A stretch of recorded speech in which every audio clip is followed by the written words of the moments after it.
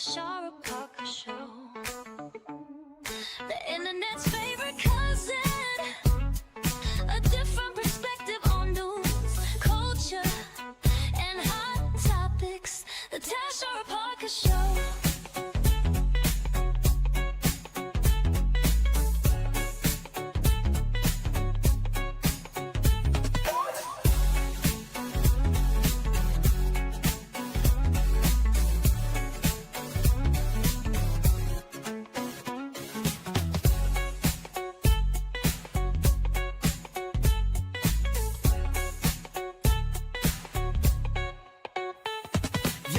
Tashara Parker Show, the internet's favorite cousin, a different perspective on news, culture, and hot topics. The Tashara Parker Show.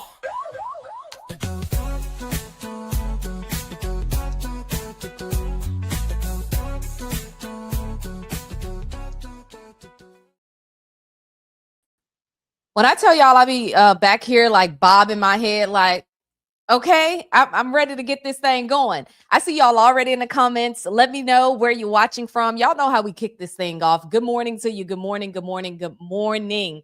It is indeed a good morning. Okay. I was on live earlier with some folks behind the scenes over on my Facebook page. And we were just talking through just some of the topics. I do have an update, especially if you were on my Facebook page as we were getting ready to go live for the show. I did mention that Congressman Mark Vesey would be joining us this morning. He is unable to join us because there was just some mix-ups with the scheduling. And if I'm keeping it a buck with y'all, keeping it a stack, I reached out late last night when I kept seeing him pop up during the State of the Union and tried to get him scheduled for this morning. Unfortunately, things happened. They had a lot going on this morning. So his team let me know, maybe about 20, 30 minutes ago that he wouldn't be able to make it. And honestly, that's just how things work when it comes to breaking news shows and TV, etc. So that's a little behind the scenes that maybe you wouldn't get if you was waiting on somebody to come on any other show. I'm going to keep it a stack with you. So if you were on my live earlier and you heard me mention that, unfortunately, Congressman Mark Vesey was not able to make it this morning. I really wanted to get his feedback on the State of the Union too. And it was crazy because I was talking to people this morning on my previous live, again, as we were getting ready for today's show. And a lot of people were like, I didn't watch it. I didn't want to give any ratings. Some were saying, and even myself was saying, it felt like a SNL skit. Like it was just a lot going on. And I think what really bothered me watching the State of the Union last night, among a lot of things, what really bothered me was the fact that when you look out in that audience, and for people who are watching this from other countries or what have you, when you look out in that audience, especially from some of the images that they were showing on the broadcast that I was watching, because I did watch it last night, or otherwise I wouldn't be able to sit here and talk to you about it. When you look out in that audience, I feel like it doesn't showcase the diversity of thought, the diversity of individuals, of human beings that we have in this country. And it's just like, what are we doing? What are we doing? Again, Congressman Mark Vesey could not make it. So if you were on my live earlier and you were expecting to see him, I do apologize, but that is what it is. Good morning. Let me know where you're watching from. Tap in. I see so many in the comments responding to the good morning. And I hope y'all not just saying that. I hope it really is a good morning for you. I got up. I worked out this morning, which was crazy. I did not finish my workout this morning, but hey, that's neither here nor there.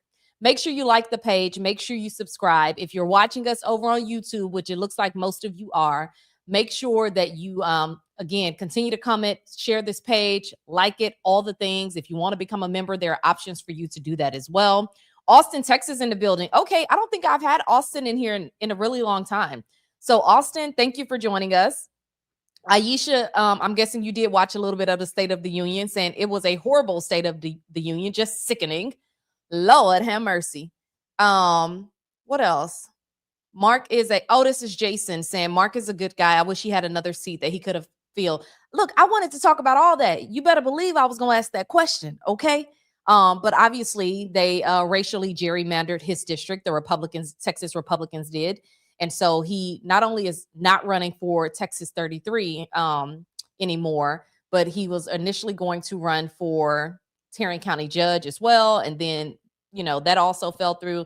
And I wanted to ask all those questions in addition to the State of the Union, because what I really appreciated about what Congressman Vesey did is he invited one of the rabbis here in Texas to be his guest at the State of the Union. So I would just have loved to hear some of that feedback regarding, how the rabbi felt being in the room in that conversation. And this particular rabbi is somebody who has spoken out quite honestly and openly about division. And so I just thought that would have been a good conversation to have. Don't worry. I feel like his team wants to make it work, and maybe we will. We'll see. But I told them this was a live show, and live shows need live guests. All right. And speaking of live guests, I'm going to get to one of my guests here in just a minute. But what I wanted to talk about today is early voting. Okay. Y'all see it. I've been telling y'all about it. As a matter of fact, let me pull up the banner because it should be scrolling at the bottom of the screen. There it goes. VoteTexas.gov is where you can go and get all of that information. Please go and vote early if you are willing and you are able to do so. I know a lot of you wait until Election Day. And if you have no other option, no other choice, that is fine. But I am telling you, it's going to be a lot of confusion, unfortunately, on Election Day. So even to prepare you for that, I have an amazing show that we have scheduled for Monday ahead of next Tuesday, just to let you know, like, where you need to vote in your precinct, because again, the Republicans wanted it separate. So you will have to vote at one precinct. You have one precinct that you'll vote at in your area. Okay. Everybody has to vote within their own precinct. So we can talk about that a lot more on Monday, but that's why we've been pushing you to vote early. Okay. So again, if you're in the comments, let me know where you're watching from. I saw we had Austin in the building. Jerry Armstrong, Oxnard, California. What? Now I don't know a lot about California, but is Oxnard where the Cowboys go and practice at, or do they little whatever it's called? Y'all know what I'm talking about. Ain't that where they go? Let me know. That's all I heard about Oxnard, I think. Okay. Hey Jerry, thank you for weighing in. Misty Mack says she voted. Jason saying the State of the Union was propaganda garbage. I wish I could have been standing there with the sign. Oh yeah. See, I wanted to talk about all of that. We could have had a great conversation this morning, but it is what it is. But let's talk about Texas early voting, because when I tell you y'all are out here showing out, baby, let me pull up this article from my lovely folks over at the Texas Tribune. Okay. Early vote turnout in Texas outpacing past elections. And it is fueled by the Democratic primary voters. If you voted, I need to know that you voted, honey. Let me know in the comments. More ballots, according to the Tribune, more ballots have been cast in Texas through the first 7 days of early voting for the 2026 midterms than any recent midterm or presidential election year. And most of this, y'all, is driven by high turnout in the Democratic primary. So y'all are getting out there and y'all are making it happen. Through Monday, this past Monday, 665,000 votes were cast in person and by mail for the Democratic primary, and compared to 593,000 for the Republican primary. All I'm saying is y'all making it happen, but you can't stop there, because I know a lot of you are still going to attempt to vote.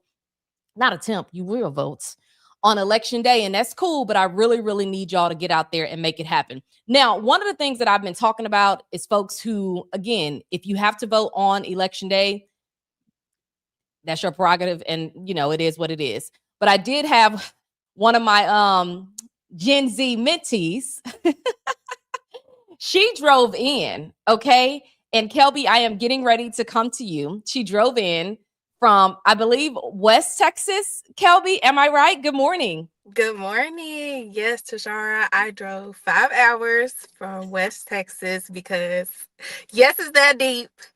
Yes, it's that serious to get my vote in, because I'm registered to vote in Dallas County. So I didn't want to change that as far as like my ID and voter's registration. I was just like, leave it there. So yeah, I'm here. How you feeling, Kelby? So wait, are you fresh off the road right now? Like you drove in like this morning and was like, this is my first stop. Is that what I'm hearing, or what? Yes, ma'am. I literally just got in like fresh off the road, and I was like, you know what?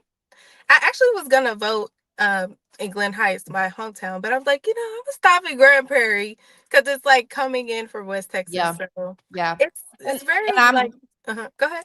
I was just gonna say, Kelby, I'm glad that you mentioned that you're based in Glen Heights, but you stopped in Grand Prairie. On Election Day, you wouldn't have been able to stop in Grand Prairie. I want to make that very clear. You'd have had to go and vote at the precinct that's in Glen Heights. You wouldn't have been able to do that. So tell me, again, as Gen Z, a lot of folks are trying to, especially, politicians, they're trying to figure out ways to get you guys more involved and more aware of what's happening, get you civically engaged. And I talked to somebody like you and I'm like, baby, they are engaged. Mhm. So I guess from your standpoint, why was it so important for you to make that 5-hour drive to come on back home and cast your ballot? Yes, it's so important to me. Like I could preach to my friends, I could preach to everybody I talk to about the importance of voting. I've been voting since I turned 18. So this is my second year. I mean, my second primary election, I think, since 2022. How old My are you, first was Kelby? I'm 22, turning 23. The babies out here making it happen, and y'all sitting y'all grown tails at home and not driving to get that ballot in. So go ahead. You were talking about why this is so important to you to make sure you make that drive.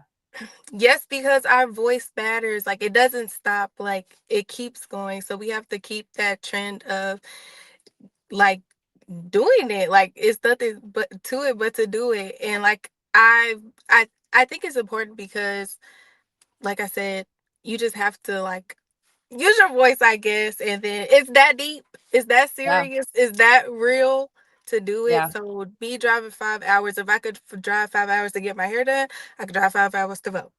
You better talk about it because they Mhm, gonna mhm. drive them hours to get that hair done, them nails done, and whatever else it is. Okay, that they enjoy doing. But you're Right. making sure you get out there. How are you feeling? I mean, I know you've been waiting on us to get the show started. You've been behind the scenes for a few minutes, but how are you feeling this morning? Like, does it feel good? How are you feeling? Like before you even go in?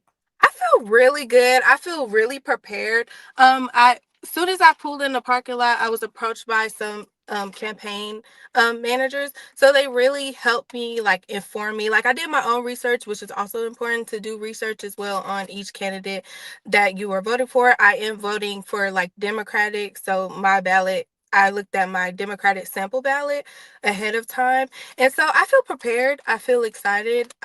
This is my second time. My first time was in Houston. So this is my second time voting for the primaries, but this time in Dallas County. So It's the young people for me. Y'all yeah. gonna be all right. We Y'all gonna are. be all right. And I'm just so thankful and so appreciative of you, Kelby.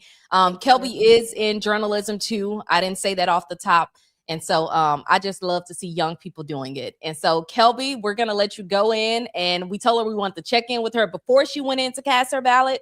Okay, because Gen Z, they putting in the work behind the scenes. And I love all the comments. Folks are telling you, Kelby, yes, baby, she said that. Good morning to everybody. Folks are saying about the propositions because you were saying that you studied your ballot. Right. Miss Renee is saying very smart young lady. Yes, she is. Thank Okay, yes, you. she Thank is. you. And folks are just again saying preparation is very important. So yes, thank you so much, Kelby. We're gonna check in with you, and I really want you to time yourself. Okay. Okay. What does it say? In Mesquite, we have a ballot blueprint that is easy to use. Thank you. I can't Okia, help me out on that name, okay, when you can next time. But Kelby, we're gonna let you go in. I want you to track how long it takes you to vote. Like, look at your clock and your clock, girl. You know I'm old. Look at your phone. See what time it is when you get out the car, get in and make it happen. Because we also want to emphasize to folks, yes, Kelby drove her 5 hours to get back down into Dallas County, but it don't take all that. Right. If you are here, you can get in 5 minutes, 10 minutes or so. Take your time, Kelby, as much time as you need. But I do want you to track how long it takes you once you get in. Okay. Of course. Got you. Okay. Thank you, Kelby. All right. We're going to talk to you in a little bit. All right. Okay. See you in a bit. Okay. Bye bye. Bye. Okay. Again, speaking of the young people making sure that they get their votes in, my producer, my apprentice, who has just been incredible behind the scenes on making sure certain things are being taken care of. She sent me some pictures. I don't see them below, but I'll get those pictures for you by the end of the show. I promise you. Okay. We got to make sure we get those pictures in so that we can talk about some of the folks that were able to register and make sure that they got their vote counted. Amani, I see you back in. I think things are good. We're going to keep moving throughout the show. I know we had some of our guests that were supposed to be joining us. DeMarcus, I see you in the background. Are you ready to come on at this point? I just wanted to make sure that you were ready to roll. Okay, I see you there. So I'm going to pull you in. One of the things that we've been doing as we've been talking to some of the candidates, folks, is we've been trying to give everybody a chance to get on here, talk through what they stand for, and let the audience know who they are. So, DeMarcus, if you want to take it away, my friend, let folks know who you are, what you're running for.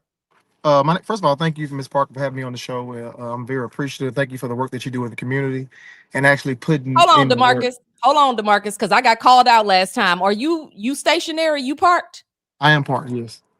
I'm part. Okay, don't be playing them games. No, I had somebody no, reach out to me tonight. Why a certain person was on there driving? I say they were not driving. So yeah, I'm not DeMarcus is driving. I'm part. stationary.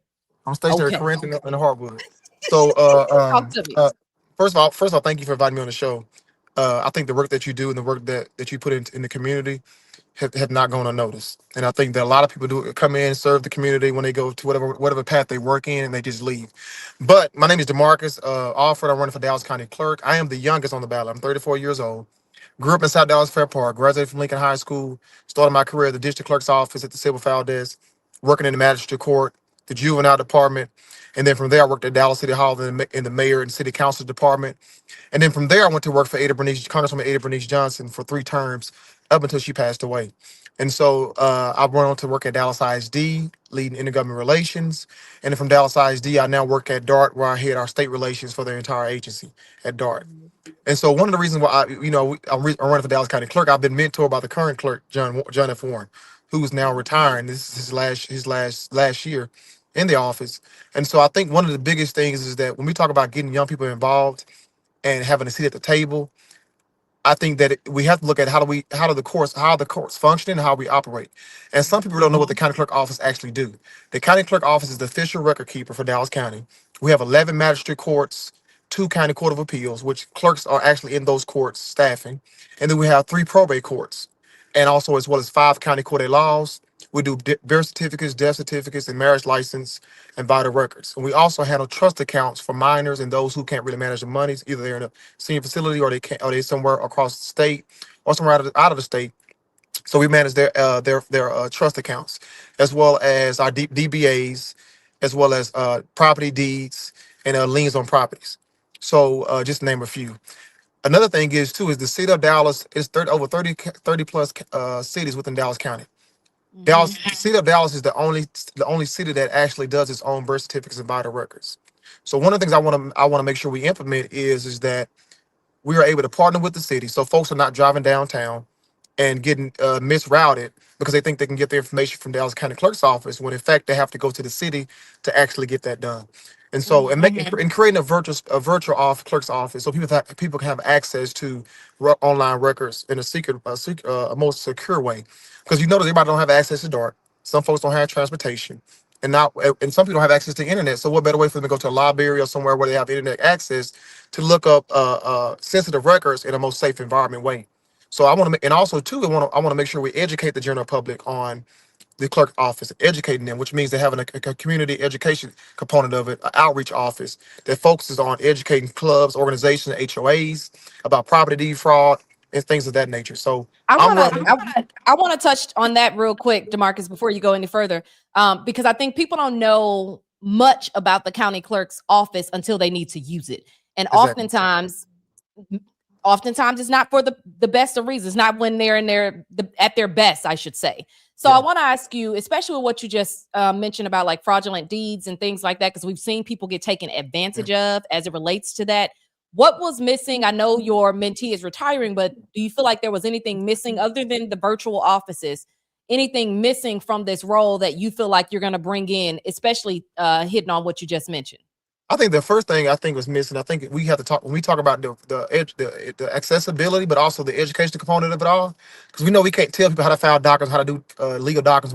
We can educate them, and I think for me, I'm community led and community driven. Hadn't worked for Congresswoman Johnson and leading her as her director of outreach. I think one of the biggest things that she was big on is making sure people actually have had access to her office, had access to her caseworkers if they had any issues on the federal level. So I want to make sure people have access to the office, but also have access to information. And one of the things is the property fraud. Senate Bill 16, which passed last year, gives the county clerk office more teeth in terms of protecting people's properties, and also gives the prosecution, the DA's office, and law enforcement agencies more what's the word, more ways to prosecute people and hold them accountable, but also people to get their property back. with those residuals that they got off the sale of the property in a fraudulent way. So I think for me is community engagement, and if the county allows me to do this, as long as it's in the applicable laws of Dallas County, is having a community engagement office within the county clerk's office. What makes you different, DeMarcus, from your opponent? I think what makes me different is that I'm young. I'm energetic. I'm not looking. This is not a retirement gig for me. I mean, I'm involved. I've done the work. I've been involved with the community. I worked at the county level. I worked at the state, federal, and city level, and I have understanding how Austin works. Because as laws change, you have to be able to translate that stuff to policy as it relates to the county clerk's office. The other thing is too, our campaign has been endorsed by every single county commissioner. And if you're familiar with the government process and the county level, the county commissioner are the ones who actually control or oversight your budget. So going in on day one, we have the relationships. We've been endorsed by every single department head, whether it be the district attorney's office, whether it be the tax collector, the assessor, the county treasurer, the district clerk. It sets me apart because I know the community. I'm from the community. I'm vested in the community. And I think young people want to see themselves in position, but seeing me run, seeing me involved, seeing me engaged inspires them to get involved. And I think that's kind DeMarcus of what. said, please don't play with it. We got the Yeah. receipts. Okay. Yeah, we got the receipts for sure. And I think people need to see more of us young people involved, engaged. And this is one of the most few seats that's actually transitioning. Mr. Warren has been in office 20 years. He worked for the county 14 years prior to that. But as you look at this, is really in a good way of changing the guard from our elders to our young people, because we never had in this instance on the county office someone to pass the torch and actually mentor the next generation to take this seat to the next level. And I'm not Mr. Warren's done a good. Anything else, DeMarcus, that you want to add so folks can have an understanding of who you are when they see your name on the ballot? If I had to describe once about myself, one word, if people see my name on the ballot, that he cares about people and he cares about the community. And I think that, and I have a connection to the community. And so when people see me, they don't see me just as they don't just see a title, they see the work that I've done. Yeah. And I think that, and I'll leave with this, is that you can rent your title, but you can't rent your character. Hello, somebody. Ain't nobody tell you to come on here preaching to us this morning, but we're gonna take that, okay?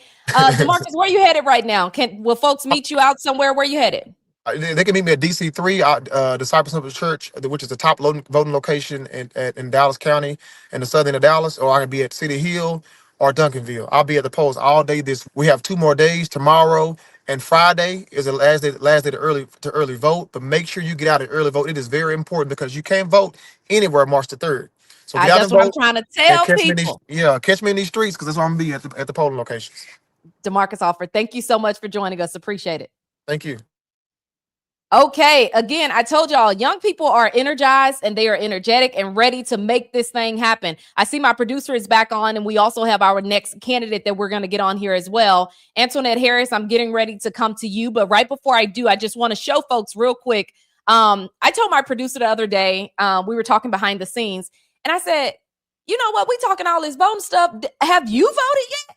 And she like, start scratching her head. Oh, baby, no. But let me show you. Hold on. Let me find these pictures in here, because yeah, she went out and voted. You know, they gonna take the pictures how they take the pictures. But she went out and voted. She got her voted sticker. She's out in San Antonio, so she actually voted out in Bexar County.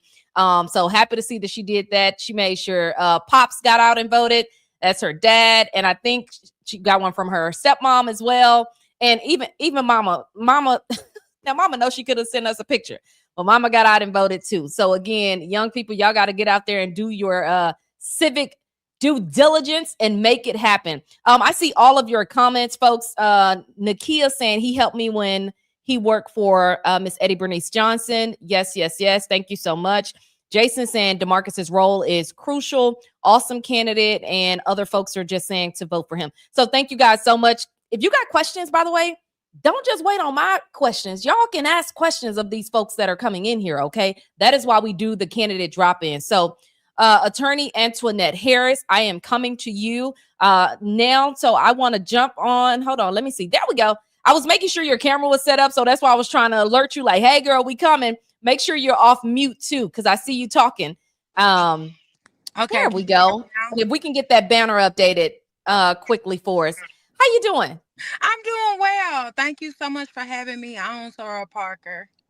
Yes. Oh, Sarah. Okay. Very nice. Very Yeah. okay. So tell us about the role that we have it at the bottom of the screen, what you're running for, and tell us about your particular position.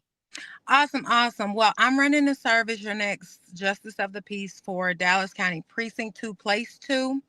The role is a judicial position, and they preside over both criminal and civil matters. They preside over eviction, small claims up to $20,000, and that can be any type of small claim. For the most part, it's debt claims. And then they also preside over Class C misdemeanors. They issue mental health warrants. They perform weddings. There are a variety of services that these particular judicial officers provide. And I'm looking forward to serving as your next Justice of the Peace for Precinct 2, Place 2. I'm the only licensed attorney in this race, and that matters to a lot of voters. They want to have somebody on the bench that has gone through the process of developing that solid legal foundation academically. They want to know that your legal knowledge has been tested and certified. And I also have both criminal and civil litigation experience that I'm looking forward to providing to the people of Precinct 2. Why now? What made you jump into the race at this point? Well, like Mr. Offer just mentioned, I am a younger candidate. I'm 33 years old.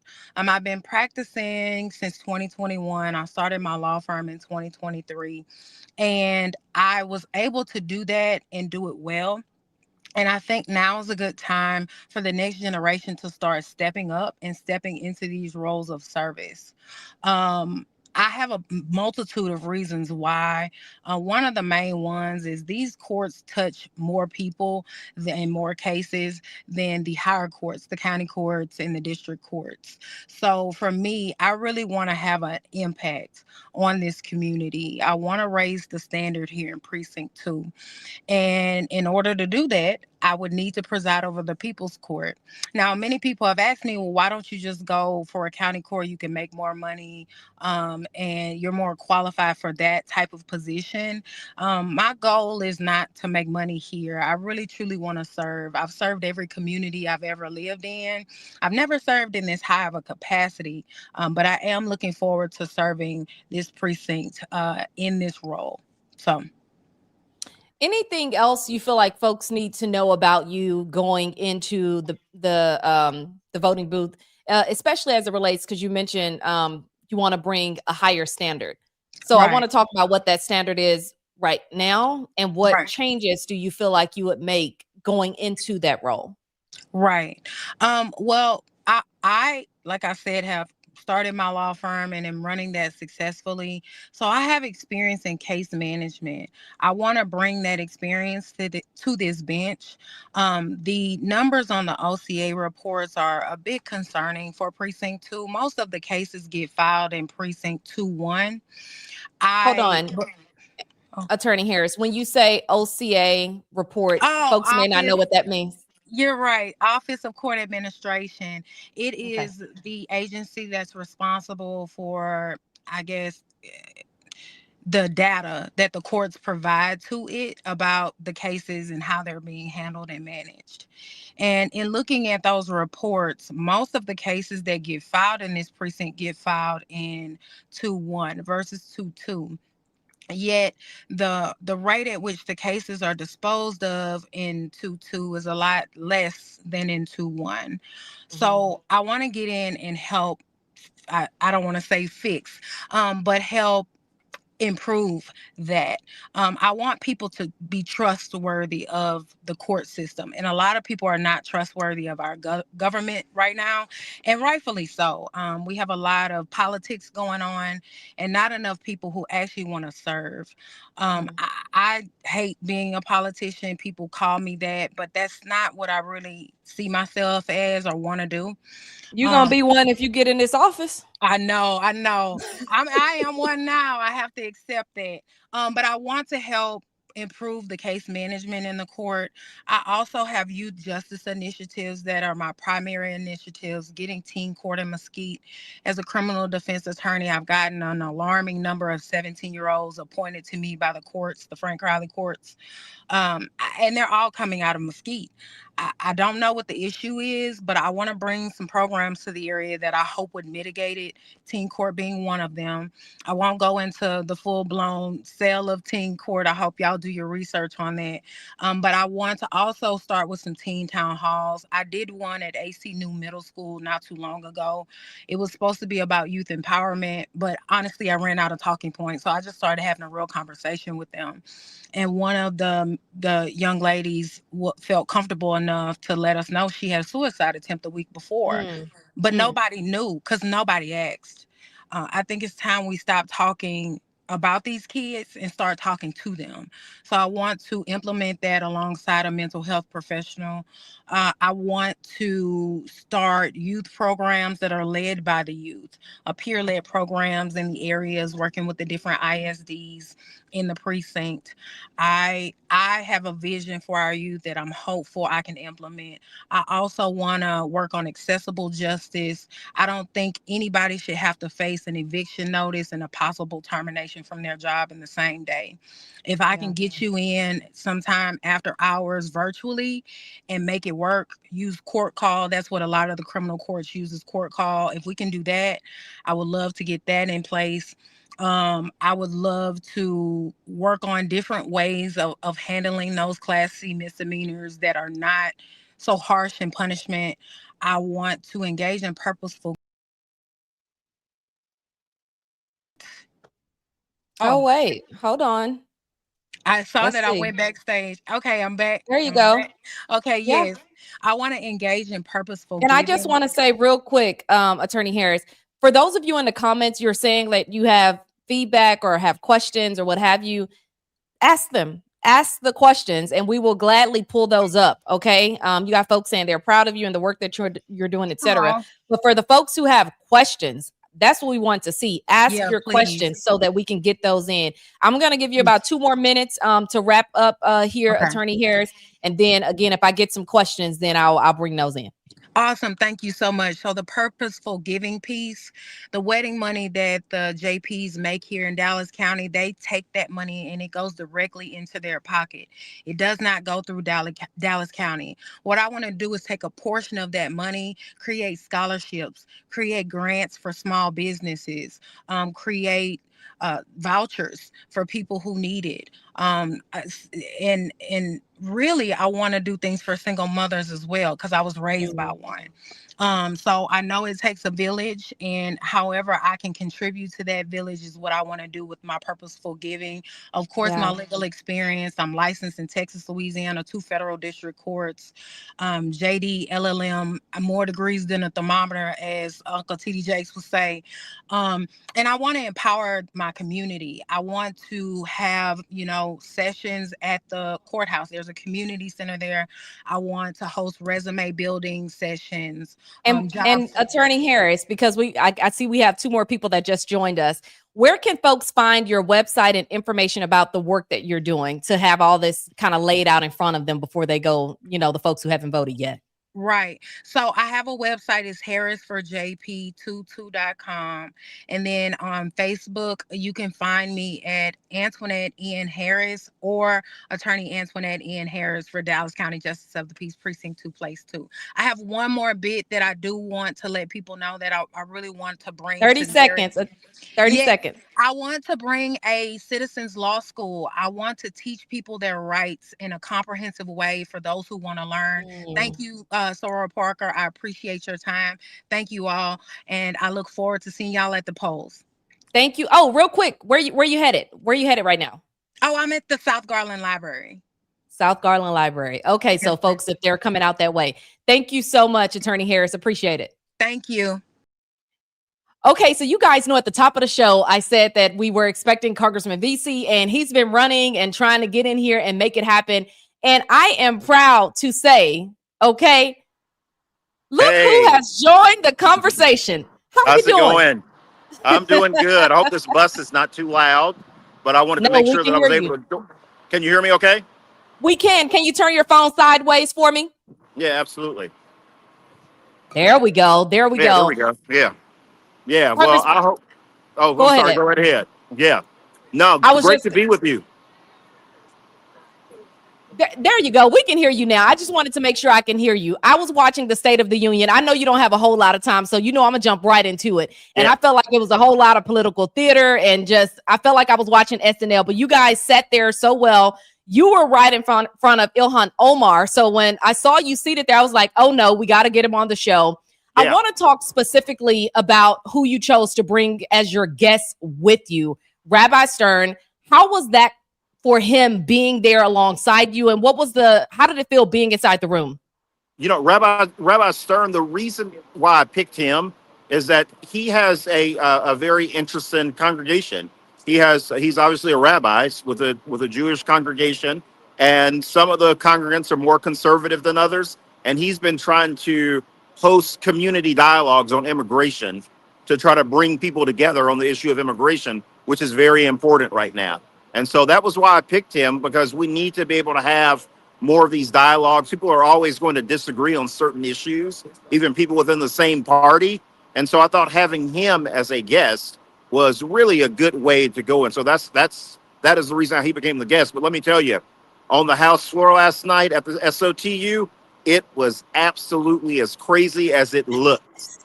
It was as crazy as it looked. I'm not gonna lie to you at all.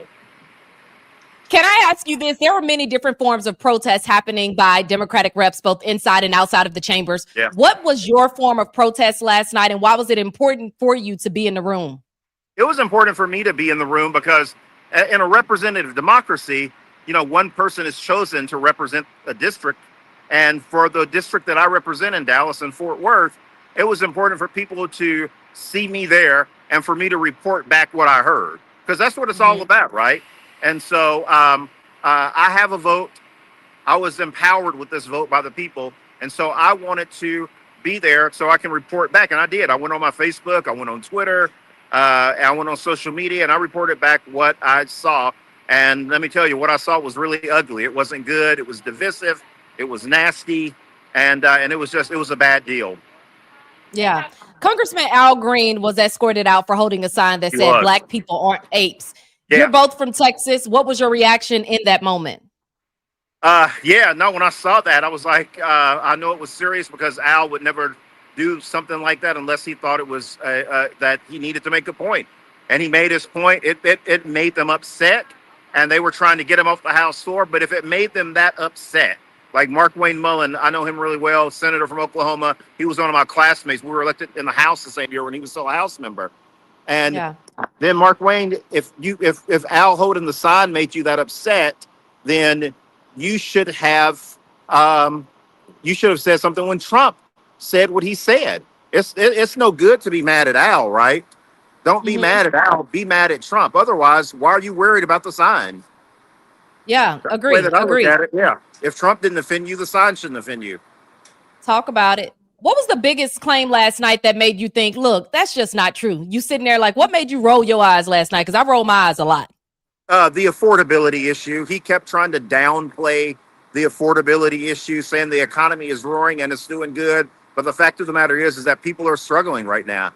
People don't like these prices. People don't like these tariff taxes that he's imposed unnecessarily on the people.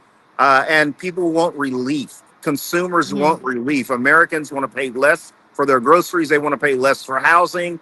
And he's exacerbated the cost of all of those things by his unnecessary policies. And so to me, him trying to, sugarcoat the whole affordability issue, talking about the golden age and all of that type of BS, like, to me, that was like the worst part, because it just reminded me of when he said that the whole deal about the economy is just a hoax. Yeah. There was a lot of rhetoric around. And let me know when you got to go, because I know you running. Yeah. Okay. There was a lot of rhetoric around immigrants last night. As someone who invited a faith leader who speaks openly about the dangers of dehumanization, do you believe we crossed a rhetorical line last night? I think that all sorts of lines have been crossed since, January the 20th. Obviously, like, I don't know if he's done any worse damage last night than he had already done before. to me, Yep. it's so bad, and I think it's going to take years for us to sort of crawl our way from up underneath this. The severed relationships overseas, the way that he talks about other people, the statues of African Americans being taken down at military cemeteries. Yep. Just everything that he's done to sort of make the world more divisive. I think that it's going to be a long time, and hopefully he can't make things worse. Yeah. I'm just afraid about what he's going to try to pull for the upcoming election, and so that's why I'm asking everybody to get registered early. Make sure that you vote, and obviously in the primary if you haven't already voted, but make sure that you vote in the general election. This truly is, and people say it all the time. This is the most important election. This is truly the most important election. They are going to pull out the stops to make sure this man does not lose control of this building behind me, the U.S. Yeah. Capitol, because he is absolutely that concerned about it. Yeah, there's some serious stuff for sure. Speaking Yeah. of folks getting out to register to vote, you're not running for a re-election. They obviously not. racially gerrymandered your District 33. So I guess I want to ask you, what's next for you after you are out of office, I should say. Yeah, I had filed to run for county judge, but I'm no longer doing that either, which Yeah. is tough because my name is still on the ballot. So if you know everybody that you know out in DFW and Tarrant County, remind them to not vote for me when they see my name on the ballot. But Yeah. I'm still trying to figure out what I'm going to do next. Obviously, I'm excited about the opportunities that may avail itself to me. Excited about some of the opportunities and some of the doors that God will open for me on this next journey in my life. It's been, 7 years, 7 terms in the House, and 4 terms in the Texas State Legislature. And so I'm excited about this next chapter. I hate it to be pushed out the way that I was, Yeah. but I'm excited about some of these new opportunities God is going to place in front of me, and for me to be able to really explore a lot of those. And he's certainly going to do that. Congressman Mark VC, thank you so much for making Thank time. you. I know Thank you made you. it happen. Appreciate Absolutely. it. Talk Good later. to see you. Bye-bye. Same here. Bye. Okay, you guys, I told you I wanted to make that happen. I cannot believe we made it happen. The congressman was on the run, y'all. I said, look, just click the link. And you guys may have saw me looking down as I was talking to Attorney Harris because I was getting messages and calls in. And I just told him, just click the link and see if it allows you in. So once I saw him in here, I was like, okay, we got to get him on. And so, Attorney Harris, thank you for being so gracious with your time. But also, I knew we needed to get Congressman VC on. And I'm so grateful and thankful that we were able to have that conversation with him. And I know my next guest also didn't mind us having that conversation. She's been in the background waiting on us to get started. And she's just been a trooper throughout this entire thing, even logging in early to make sure she was ready and prepared. So I do want to bring in Amanda Arzola. Hold on. You're still in here, Attorney Harris. Let me get you out of here. Okay, hold on. There we go. Amanda, how are you doing? Hi, good. This race and these primaries are moving forward. And so I'm just hanging on and, getting energized by the people. So that's what we're doing. Well, I'm energized by you. And let me tell you why. Because you got on here at 9:45 and you say, you know what? That shows me you're prepared. I've been telling folks that I've been talking to so many candidates and their campaigns. And the way you run your campaign is how you're going to be in office. And I'm going to forever stand by that. Yeah. And I've just run into some campaigns. They just, they all over the place. And so I just want to say thank you. Your team was great behind the scenes to get you here, and you showed up on time. So thank you for that. Okay. Yeah. Thank They you. sit at the bottom of this. You're welcome. They sit at the bottom of the screen, but tell folks what you're running for and give them a little bit about your platform. Yes. Well, thank you so much for that shout out. Because I also want to say and thank my team as well, because we are 100% woman run. And that's how we're going to continue to run this particular campaign, because we need more women. And we are majority Latinas and African-American women who are doing the things. So I'm Amanda Arzola, and I'm running for Tarrant County Commissioner, Precinct 2. What makes this precinct and this race historic is that we do need to keep this a woman-centric seat. There's only been one woman on court for the last 8 years, and that was first started by Commissioner Devin Allen, and then led by Commissioner Simmons, who's now running for county judge, and I am running in this open seat. You know, we made history. Commissioner Allen and I made history together because she appointed me to the JPS Hospital Board as the very first Latina to serve that board in 2019. And in 2019, first Latina of a county that's over 30% Latino. That was amazing opportunities, but also it was a moment to be like, why? Why has it waited so long? Same thing in this seat as well. And, you know, I sit on the shoulders of some giants here. Former commissioner, the great Dion Bagsby, who was the first woman county commissioner and also the first African-American woman. So opening these doors, building these coalitions, make this moment very historic for all of us. You know, I got to ask you because you mentioned as a Latina, and then obviously with the amount of, what you say, around 30% or so Latinas in the district, I got to ask you how, in the county, I should say, how do you plan to balance the playing field on Commissioner's Court? Because you guys currently have the first ever Latino on court who don't necessarily align with priorities that maybe the Latino community would hope for. Absolutely. You get where I'm going. So help me out. I know where you're going. And it's true. And that's one of the things that we've talked about, because we don't talk about it, then people just make their own assumptions with it. You know, the first Latino on Commissioner's Court, he does not represent the full community. And he does not also vote in the way of community. We have to talk about it. These 287G federal entanglements that we're seeing from federal and state policies, what we're seeing across the country is impacting our communities, and all communities. All of our immigrant communities are scared. They don't want to come out of their doors. They don't want to send their children to school. This is impacting economic development and the way in which we move. So there are ways, and especially as county commissioner, to be able to hold off on these entanglements, especially in control of the budget. My campaign runs on 3 C's: competency, clarity, and corazon. Competency meaning that we're asking the tough questions and we're deep diving into the research of how do we untangle ourselves from the mandates of the federal and state. It's not as simple as saying abolish ICE. It's very nuanced, but there's ways for us to be able to do it. We're seeing it in other states that have been able to do it.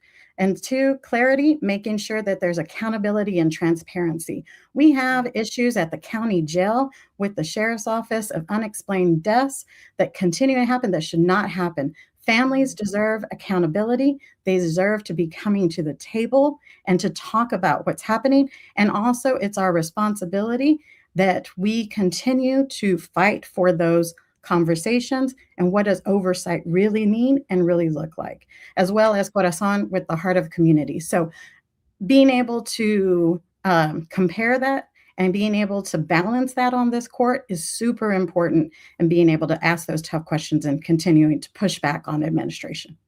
By the way, if you have questions, please drop them in the comments. We'll try to get those on and ask them directly to the candidates. I am all ears for your questions. I just want to make sure that I continue to point that out.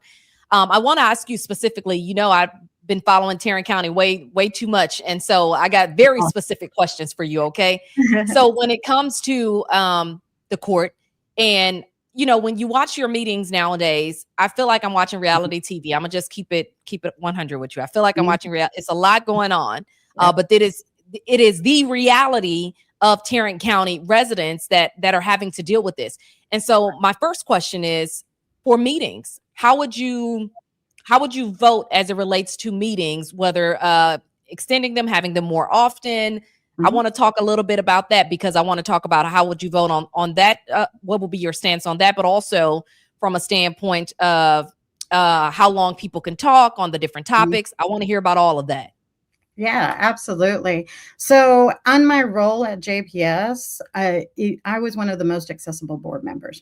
It is important for us to be accessible and to have community feedback. And that means that we show up and we're there for community and listening to them, actively listening, because we do see people scrolling, people like that are not paying attention, and enforcing additional meetings. We need to go back to at least 2 meetings a month. The amount of money that these commissioners and the county judge receive on an annual basis require that they show up and that they're actively listening for these meetings as well. I would also Go ahead and say how much money it is because folks are surprised. Go Yeah. ahead. I was surprised too at the beginning, and especially some of the things that comes out. It's over $200,000. So Mhm. it requires them to be in those seats to make sure and that they're listening. So we have to have at least minimum 2 meetings a month, because it does take a lot of time on the back end for staff to get ready for these meetings. We do have open records requirements that we have to have 72 hours in advance for agendas, those types of things. But also, we should be responding to the community and having night meetings as well. You know, as a working individual, it is hard to show up at 10 a.m. and sit there all day to be able to have that conversation, have your minutes or a couple of minutes to be able to speak. We I have never to understood that when it comes to city meetings, or county meetings, Yeah. when they put these meetings at 9 a.m. and 10 a.m. And Mhm. that's in many different counties and cities. And I'm just like, y'all don't think people gotta go to work? Like, do Mhm. y'all not want us? And honestly, I'm starting to think that's part of it. But That's okay. it. That has always been part of the overall plan. They don't want people to come and talk. They don't really want to hear what people say. But you know what? We've had some amazing activists who have pushed Mhm. back and continue to push back and say, we have our voice. We are here. You're going to hear us, whether you're going to hear us here or you're going to hear us out in the community. So my stance is continuing on the legacy of some of our commissioners, Devin Allen, also, who was the first, especially during COVID, to put on town halls, make them virtual, make sure that they're meeting the community where it's at. I have been coalition building for the last 25 years in the nonprofit space. I also run a nonprofit that utilizes a system called human-centered design. And what that means is that we listen to the community first, and we believe the community has their solutions, Mhm. and it's just us extracting those solutions, making a program, and giving it back to the community for them to run. So we would extend outreach in multiple languages, because we also have, especially in my experience with JPS translates over 120 languages here Wow. in Tarrant County alone. So we have to at least put materials in the top 3, I would say the top 4 languages that are spoken here, and also give accessibility to individuals. Also, I'm not opposed to hearing public comments virtually so that people can log in at their time. Yes, that costs money, but it is worth it to be able to hear from our communities and make sure their Yeah. voice is heard. Yeah, I know with a $200,000 salary, them little coins that it'll take to get the proper Zoom links or whatever scheduled ain't gonna hit you that hard over in Tarrant County. There are But, ways to do it. yes, ma'am. Thank you for mentioning that. Anything else that you want folks to know about you, Amanda, as they head into the ballot box? Just something off the top, maybe a minute or less that you want folks to know about you. Yeah, absolutely. I am 4th generation, Fort Worthian, 6th generation Texas.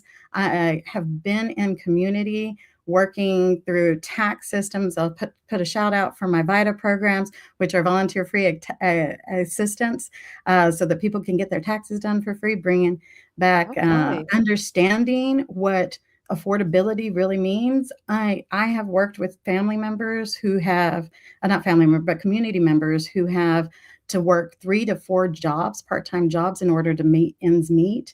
And they're so resilient, but let's make the county accessible to them. Let's stop cutting benefits that encourage and help people.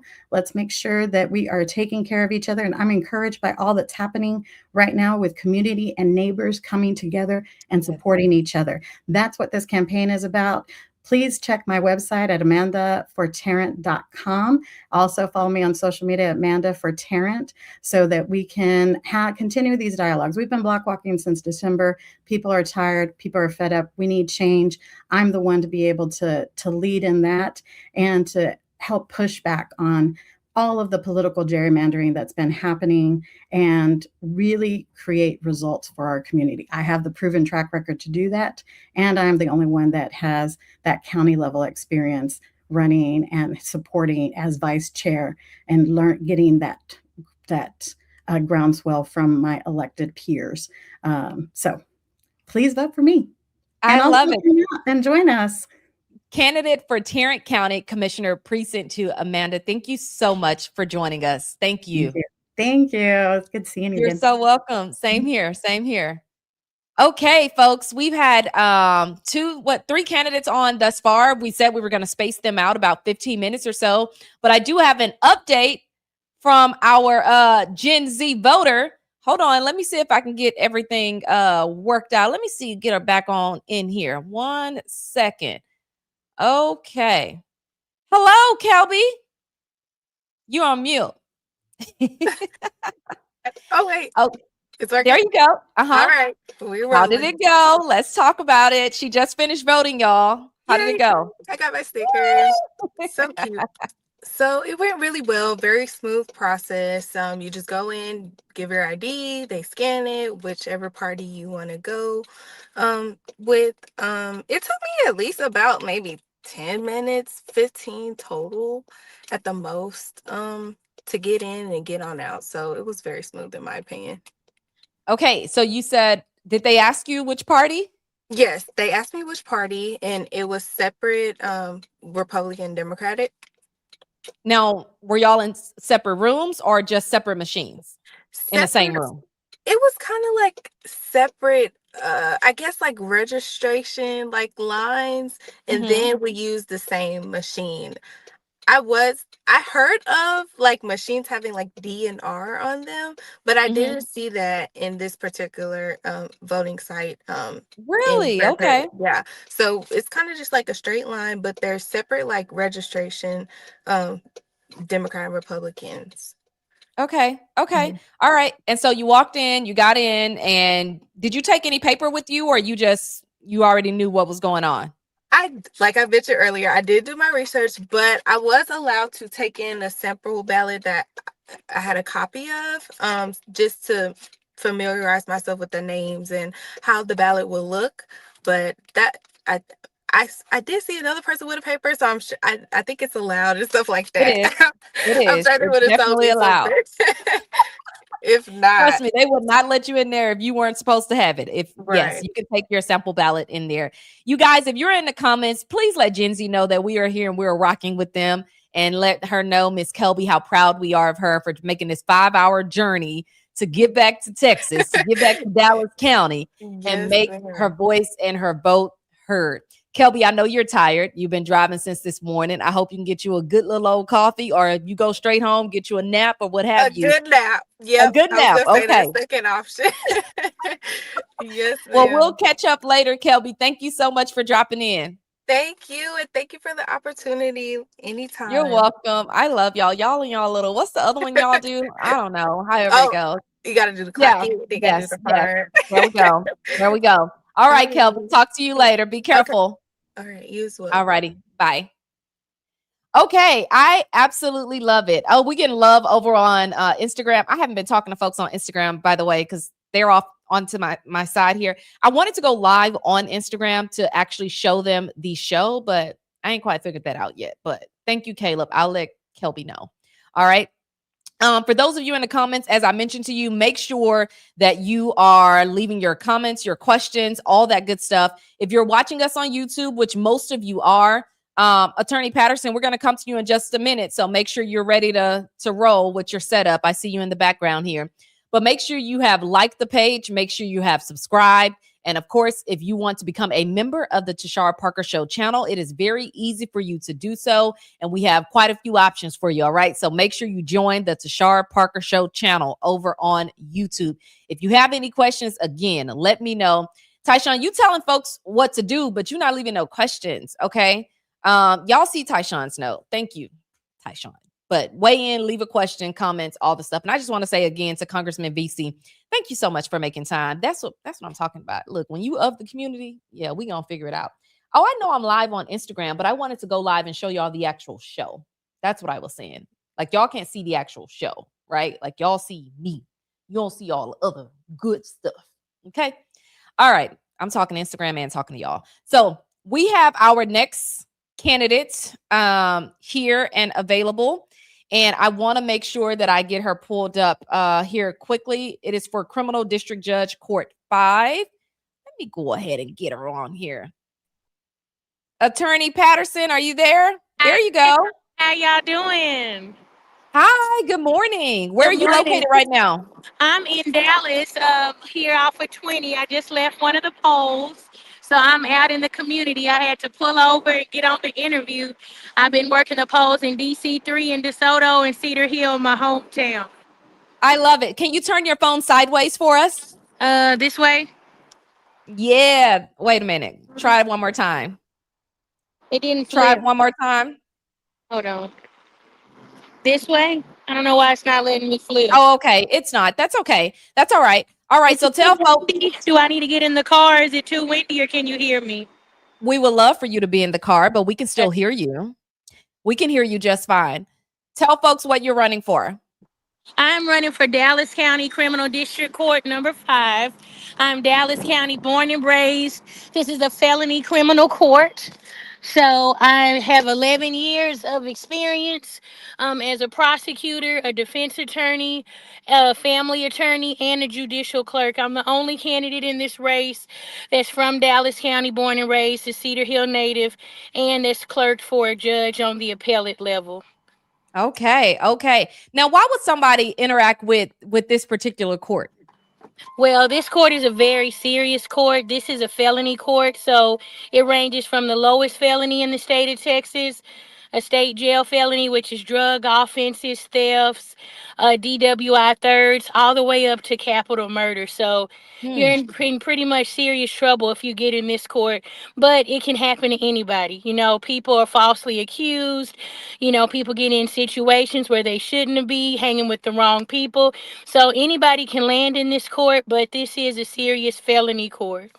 Yeah. Why did you feel it was necessary now for you to join this race? Well, one, as a proud millennial and a person of this community, I feel like it's time to have a seat at the table. And my campaign is about real equal justice for Dallas County that it deserves. And so, as an 11-year attorney, I've seen the good, bad, and ugly of the system. So I felt moved to be the change I want to see in the world. And I feel like it's time. I really love how you're pushing the next generations to get up and vote. I felt like it was time for my generation, millennials, us 30s to 40s, to get up and get in some of these positions and make a difference for our community. Any changes you want to see with this particular court? Yes, so I have some very interactive and innovative ideas. I do have two opponents in my race, but I'm the only opponent that's been speaking about programs I want to create. One, a youthful offender program. I have seen as a prosecutor on the misdemeanor and felony level here in Dallas and down in the state capital, how juveniles go from the juvenile system, especially minorities, African American men and Hispanic men, go from the juvenile system to the adult system. So I want to start a youthful offender program for ages 17 to 25 on certain felonies. Now, we're not talking about murderers and child molesters. Everybody can apply for this program, but your lower level felonies, the state jail that I just talked about, in third degree felonies, people deserve a second chance and they don't need to be labeled as a felon and ruin their life. Then I want to start a night court program. I know some other people in the field have said it's been tried to be start before and it was pushed back because it's hard to get all the different government agencies on board. But hey, why not? It's 2026. It's time to shake some tables and get some new programs started where we can open up the courts and make them more accessible to people. You don't have to get child care. You can come to court after work. I've seen so many people bond get revoked and they get warrants out because they miss court. So why not start a night court program?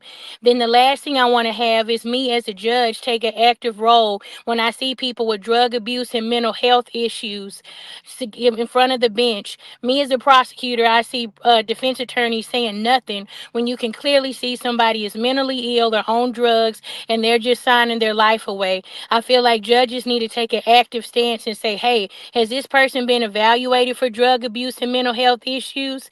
And then lastly, I want to get the cases called to trial and the backlogs eliminated. You know, COVID really messed up the justice system. So we got to get cases moving, get both sides working together to get people from sitting in jail down in Dallas County.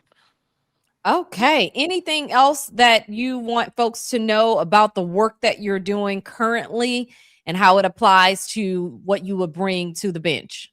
Well, I have been a prosecutor the majority of my career, felony prosecutor. So I have the experience. I have worked in the child abuse unit. I've worked in domestic violence unit. I've worked in the trial division. So I have the experience as a real trial attorney. Some people pop up and run for judge with no experience in their field of law. Dallas County can know that I have been trying these cases from first degree felonies all the way down to Class C tickets. I've been a prosecutor for the city of Dallas. I'm sure many of people on the stream have gotten a ticket. So I have tried cases from just the Class C ticket all the way up to this big boy, big girl court. So Dallas County can know that I have the experience.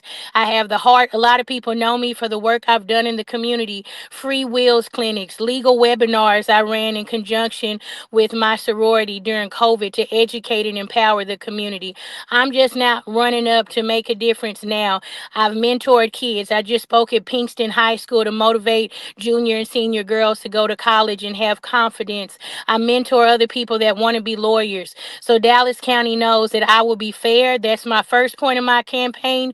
Compassionate. If you know Patterson, me, Elisa, I get the work done and I have heart for the people because you have to make the choice whether somebody just gets shipped off to prison to TDC or they get a second chance at life or probation or a diversion program. And then Yeah. my I last just want point. to point out real quick because the point of this is to make sure we have interaction from the community that is going out to vote. And we did have a couple of folks weighing in. Kevin saying they need more changes like you. I hope she wins. Francis saying night court is a great idea. Jason saying at some point or another, night court is a must. And then Jason also saying clean out all the beds at Lusterit. Yep. That Yeah. that is because we got to make the courts accessible to people. I appreciate y'all, and I hope y'all got out and voted or vote today to 7 p.m., tomorrow 7 a.m. to 7 p.m., and Friday's the last day of early voting. I ask that you Oh, vote for me. we have a question. Speaking of voting, it says, are you willing to disclose who you support for DA and why? That's a touchy subject, you know. I don't I'm trying to stay out of that race, but that is a very hot contested race. I'm going to stay in my lane because as a judicial candidate, I can't endorse, you know, per the ethical rules. But I just ask everybody to get out and do research and talk to people, maybe who's worked in that office and who's who the opponent, and talk to both teams and just do your research. But I legally can't say. Attorney Patterson, thank you so much. Good luck in your race. Thank you, Dallas County. Vote Patterson. I'm ready to get the job done. Day one, January 1st, 2027. You can know when you walk into Frank Crowley, you will just get the justice that you deserve. If you've seen me speak for the last 3 months, I always start with everybody deserves justice. And that's what we need in Dallas County. Thank you, my Sarah. Thank you, Tashara. Thank you to the show for all the great work you're doing in this community. We need people like you in TV, radio, and on the internet making a movement and speaking up for our communities. I love you all, Dallas County. Patterson for Thank judge. you. Thank you Thank so you. much, Attorney Patterson. Bye. Okay, you guys. So again, we've had many conversations and many folks on. I know we're going to get that banner change here shortly. Our next candidate that we have coming on is one of my favorite people.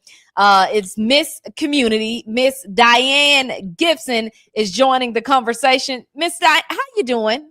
I am blessed. How are you? I'm doing well. I'm going to ask you the same thing with your camera. Can we turn it sideways? Okay. Let's see if it'll turn for you. There we go. Perfect. Okay. That is that better? perfect. Yep. You look Okay. great. You sound good.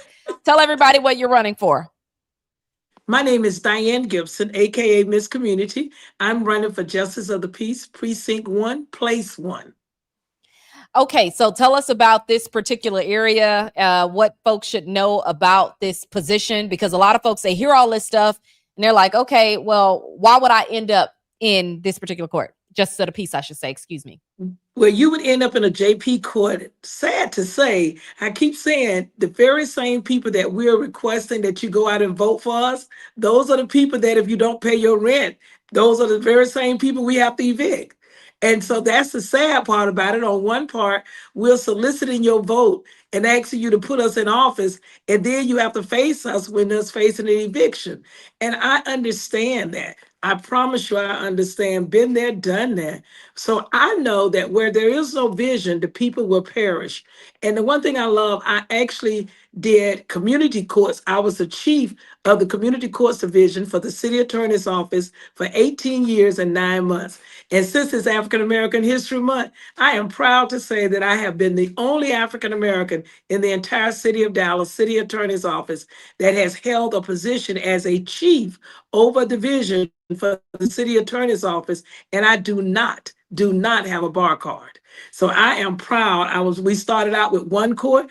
By the time I left after 18 years, we had 7 community courts located throughout the community. And we had a night court that is still going on. It is 7 years in the making. Wow. Yes. So night court works, you guys. Out of all the courts we had, do you understand? Night court had the most people on the docket. And so it's at Wow. 2014 Main Street, and it's still going on today. If you have a Class C violation and you want to go to night court, you can go to 2014 Main Street on Thursday night, and it's a walk-in court. You just go in, and they will take care of you. It's now open. When I had it open from 2 to 9. Now they're doing it from 1 to 7. And the reason why I started a night court, because everybody can't take off from work. And whether it's Right. virtual or not, you still cannot be on your job talking about you in court and using your employee's computer. You can't Right. do that. And so that's why we created the night court, thanks to Councilmember Kingston, who actually secured the funding for us. And I have to be clear and transparent. I really got the idea from Commissioner John Wiley Price, and that's been like 30 some years ago. He actually did it at the JP court when he was the chief in Judge Cleo Steele's court. And Mm-hmm. so when I Mm-hmm. got over the community courts, I was like, let's reinstate it because nobody else is doing it. But like I said, I am proud to say 7 years later, night court is still working at 2014 Main Street, and it's working. And so try it. And God has prepared me for such a time as this. I've worked in county criminal court number 1. So I retired from Dallas County as well. And then I Yeah. retired from the misdemeanor courts, Class C misdemeanors, and I retired from the city of Dallas over their court system. I have a report. I don't have to wait until I'm sworn in. I've been doing Yeah. this work now for 43 years. And so that's the good thing about it. I've done everything except the eviction process. But here's Mm-hmm. the thing, everybody keep thinking, oh, she has a heart. Will she be able to evict somebody? Yes, because we have to. If you come before the court and everything is in decency and in order, and you literally did not pay your bills, you didn't pay your rent, I have to. As a judge in that court, I don't have any choice. It's not by heart. I have to follow the procedures based on the fact that everything was properly filed. You was given the proper notice. Landlord told you everything. You got a signed lease and you're in violation of that lease. Then I have to process the law. Can I I ask have you, no other Diane, choice. for folks who don't know you, you gave a brief rundown, but your Huh? nickname, Miss Community, everybody don't know what Miss Community is about. So for anybody on here who might be confused, you can hear it in her voice, of course, but tell them what Miss Community is about and how you came to get that title. Well, let me just say this real quickly. You guys, I'm the youngest of 5 kids, right? And my daddy told me, he said, when I graduated from high school, he said, do you know it cost me more to send you through high school than it did all 4 of your sisters and brothers put together? Why? Because I was in everything. And Yeah. I brought that on as an adult. And it was Skip Murphy, if you all remember K104, Skip Murphy and Company. It was Skip Mhm. Murphy that gave me the name. I called in one day and he said, so Diane, what did you do the weekend? And that was the Juneteenth weekend. So I was busy. And I ran down everything that I did that weekend. And he said, Wig, I think we need to just call her Miss Community and Oh, have her start wow. to call in. And so that's what I did. But Tashara, it's just like what you are doing now. I realized being a social service worker profession, there was a gap in services. So even though I said I have to do the eviction starts the process.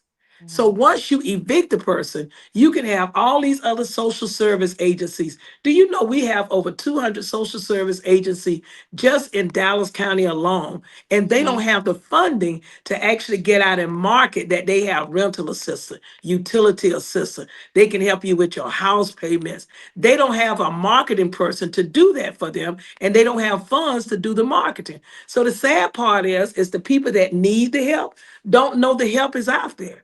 So I just learned then. So now, I'm on 5 radio stations.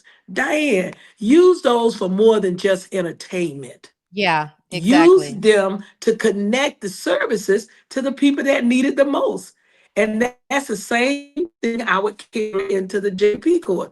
Once you evict it, then I want agencies in that courtroom that can actually now help you get a new start. Help you, Are there maybe it's ways, just Diane, to unemployment or underemployment.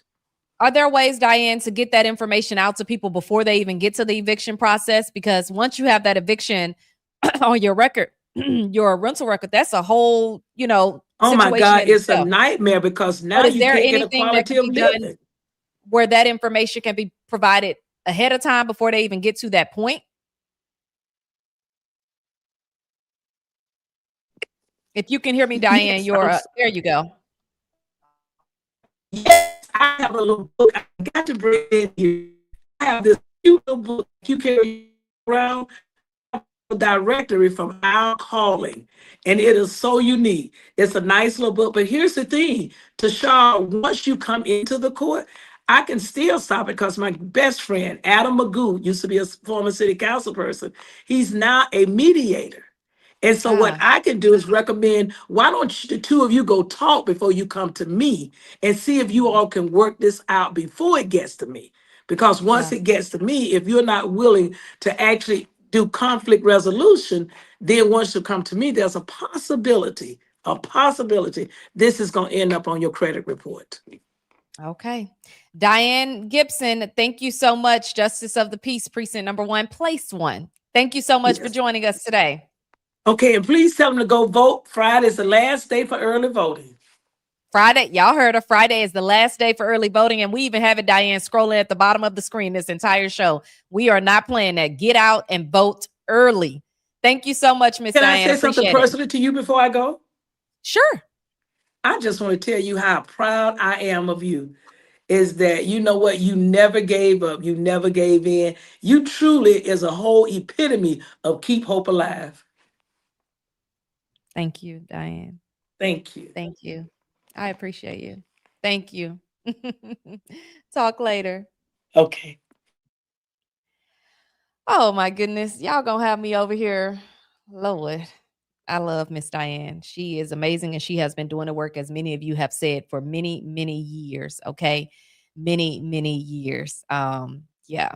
Thank you, LaShonda. I appreciate that. One of our members of the channel, of the Tashara Parker Show channel, LaShonda has been supporting us since day one when we started going live here. Aisha, appreciate you. I see your comment here, and I'm hoping that when they come back and look at this live stream, they are able to see that as well. So thank you for sharing that, Aisha. And I'm so sorry to hear that. Seeing if we have any other comments from our members on the page. And again, if you have any questions, please feel free to drop those questions in the comments. The reason that we do these kind of candidate drop-ins is, one, so you can briefly hear from the candidates, but also if you have questions, outstanding questions that we can throw in, please feel free to toss those in there. Okay. All right. So I believe, hold on. We have our next candidate up, and Justice, I am coming to you next. Hold on, let me get my stuff situated over here. There we go. Justice, how you doing? Hello, how's it going? It is going well. Tell folks what you're running for and a little bit about your platform. Hello, my name is Justice McFarland. I'm running to be the Texas State House Representative for District 100. And to briefly discuss my platform, what I really want to do for Texas and the 100th district specifically is create infrastructure projects that give people economic opportunities in the district. We already have a lot of people who do things like construction, teaching. There is an interest in the district. So the state policy that I'm pushing for is I want to make sure that we have upcoming students who really want to become teachers, doctors, or nurses. I want to make sure that we have state-sponsored state-sponsored education so they can receive what's needed for them to prosper and get what they want in their career. Additionally, we have roads, sidewalks, bridges, highways that are really underdeveloped or even just in disrepair. So I really want to spend time getting that organized so we can try to, fix it up. It costs a lot of wear and tear on people's automobiles. That's something that people use a lot in the state. So, I mean, these are just important priorities to me. Additionally, we also have healthcare as well. Dallas has a very big, like fee-for-service type industry. So what that means is basically they kind of the provider is going to see you as a individual rather than your condition as a group. So if you have a very common condition, this is a big negative for you. So if you have something like diabetes or even in some cases like having a broken leg, like a lot of the times you will get the most expensive care and treatment when in reality your problems could have just been solved with something a lot cheaper. So just general things that I really want our state to focus on, our state legislator, and all the way up into the governorship to really focus on for Texas and my district specifically. Again, this district that I'm in is one of the poorest in Texas. It has a 20, I believe. Tell it was folks what area 23% the poverty district rate. is in. Tell them Texas 100, what it covers. So it covers all of, it's all in Dallas, the city of Dallas. And so, and it covers from, it's a very weird space district, so I'm gonna describe it, and it's gonna be a little odd for people. So it has South Dallas, including Fair Park, parts of Oak Cliff. So when you look at closer to West Dallas, it goes a bit into Trinity Groves, by like Singleton, Canada Drive, I guess you could kind of Hampton. There's also the Keys Park is in there. And then if you're looking on the more eastern side, you got the Jim Miller, I-30, this area. You also have, 45s in there as well, 35 a little bit when you're kind of a little bit closer to the center. You also have Oak Lawn too. So it's a very broad, messy district. If you want to look at it on a map, it kind of looks like an animal. So if you were to look at it, so yeah. Okay, and what made you run now? You have an incumbent in this race. What made you want to run now? Well, I feel like the problems in Dallas or Texas broadly just haven't been addressed by a lot of politicians. And this is just a really big focus of mine. There are infrastructure projects that have been ongoing for years in the 100th district. Specifically, ones I want to shout out are Oak Cliff. So if you were to go to, let me describe it for you. I guess Marcellus or a bit on Marcellus kind of area. Think of that area. There's some infrastructure projects. You have the Ledbetter area where there's infrastructure projects that are ongoing. Then you also have like the Trinity Groves area. And a lot of these places have been ongoing for years. And what that shows me is there's a lack of care and attention for the 100th district and of actually taking care and finishing these projects. And on top of that, while these projects are still ongoing and unfinished, there's additional infrastructure damage to where it's like, okay, you can finish up this project and it took you this long, but you got to go fix up more stuff. And it's going to take you an even longer period of time, judging by how long it took you to fix the first things that you're supposed to be doing. So to me, it's just like I feel like a lot of our contracts are messy. A lot of our zoning laws are messy, and it just gears towards, focusing on what the 100th district and Texas broadly needs. That's pretty much the thing that I really wanted to focus on. That's why I ran. That's why I am going to pursue this office and do the changes that I feel are necessary for all of Texans. I love it.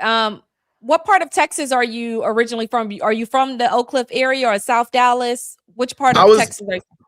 So I actually I was born in Parkland, like I guess everyone in the area, but I was raised in DeSoto, so that's where I went to high school and such.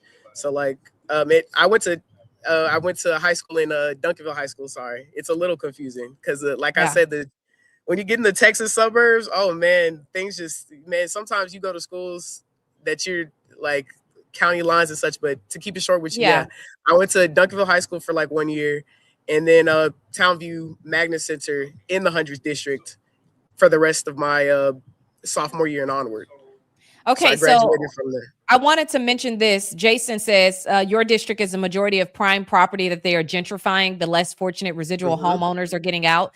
The numbers have been titled because of large developments like Southside on Lamar. Did you want to respond to that at all as far as the gentrification Yes, potentially happening?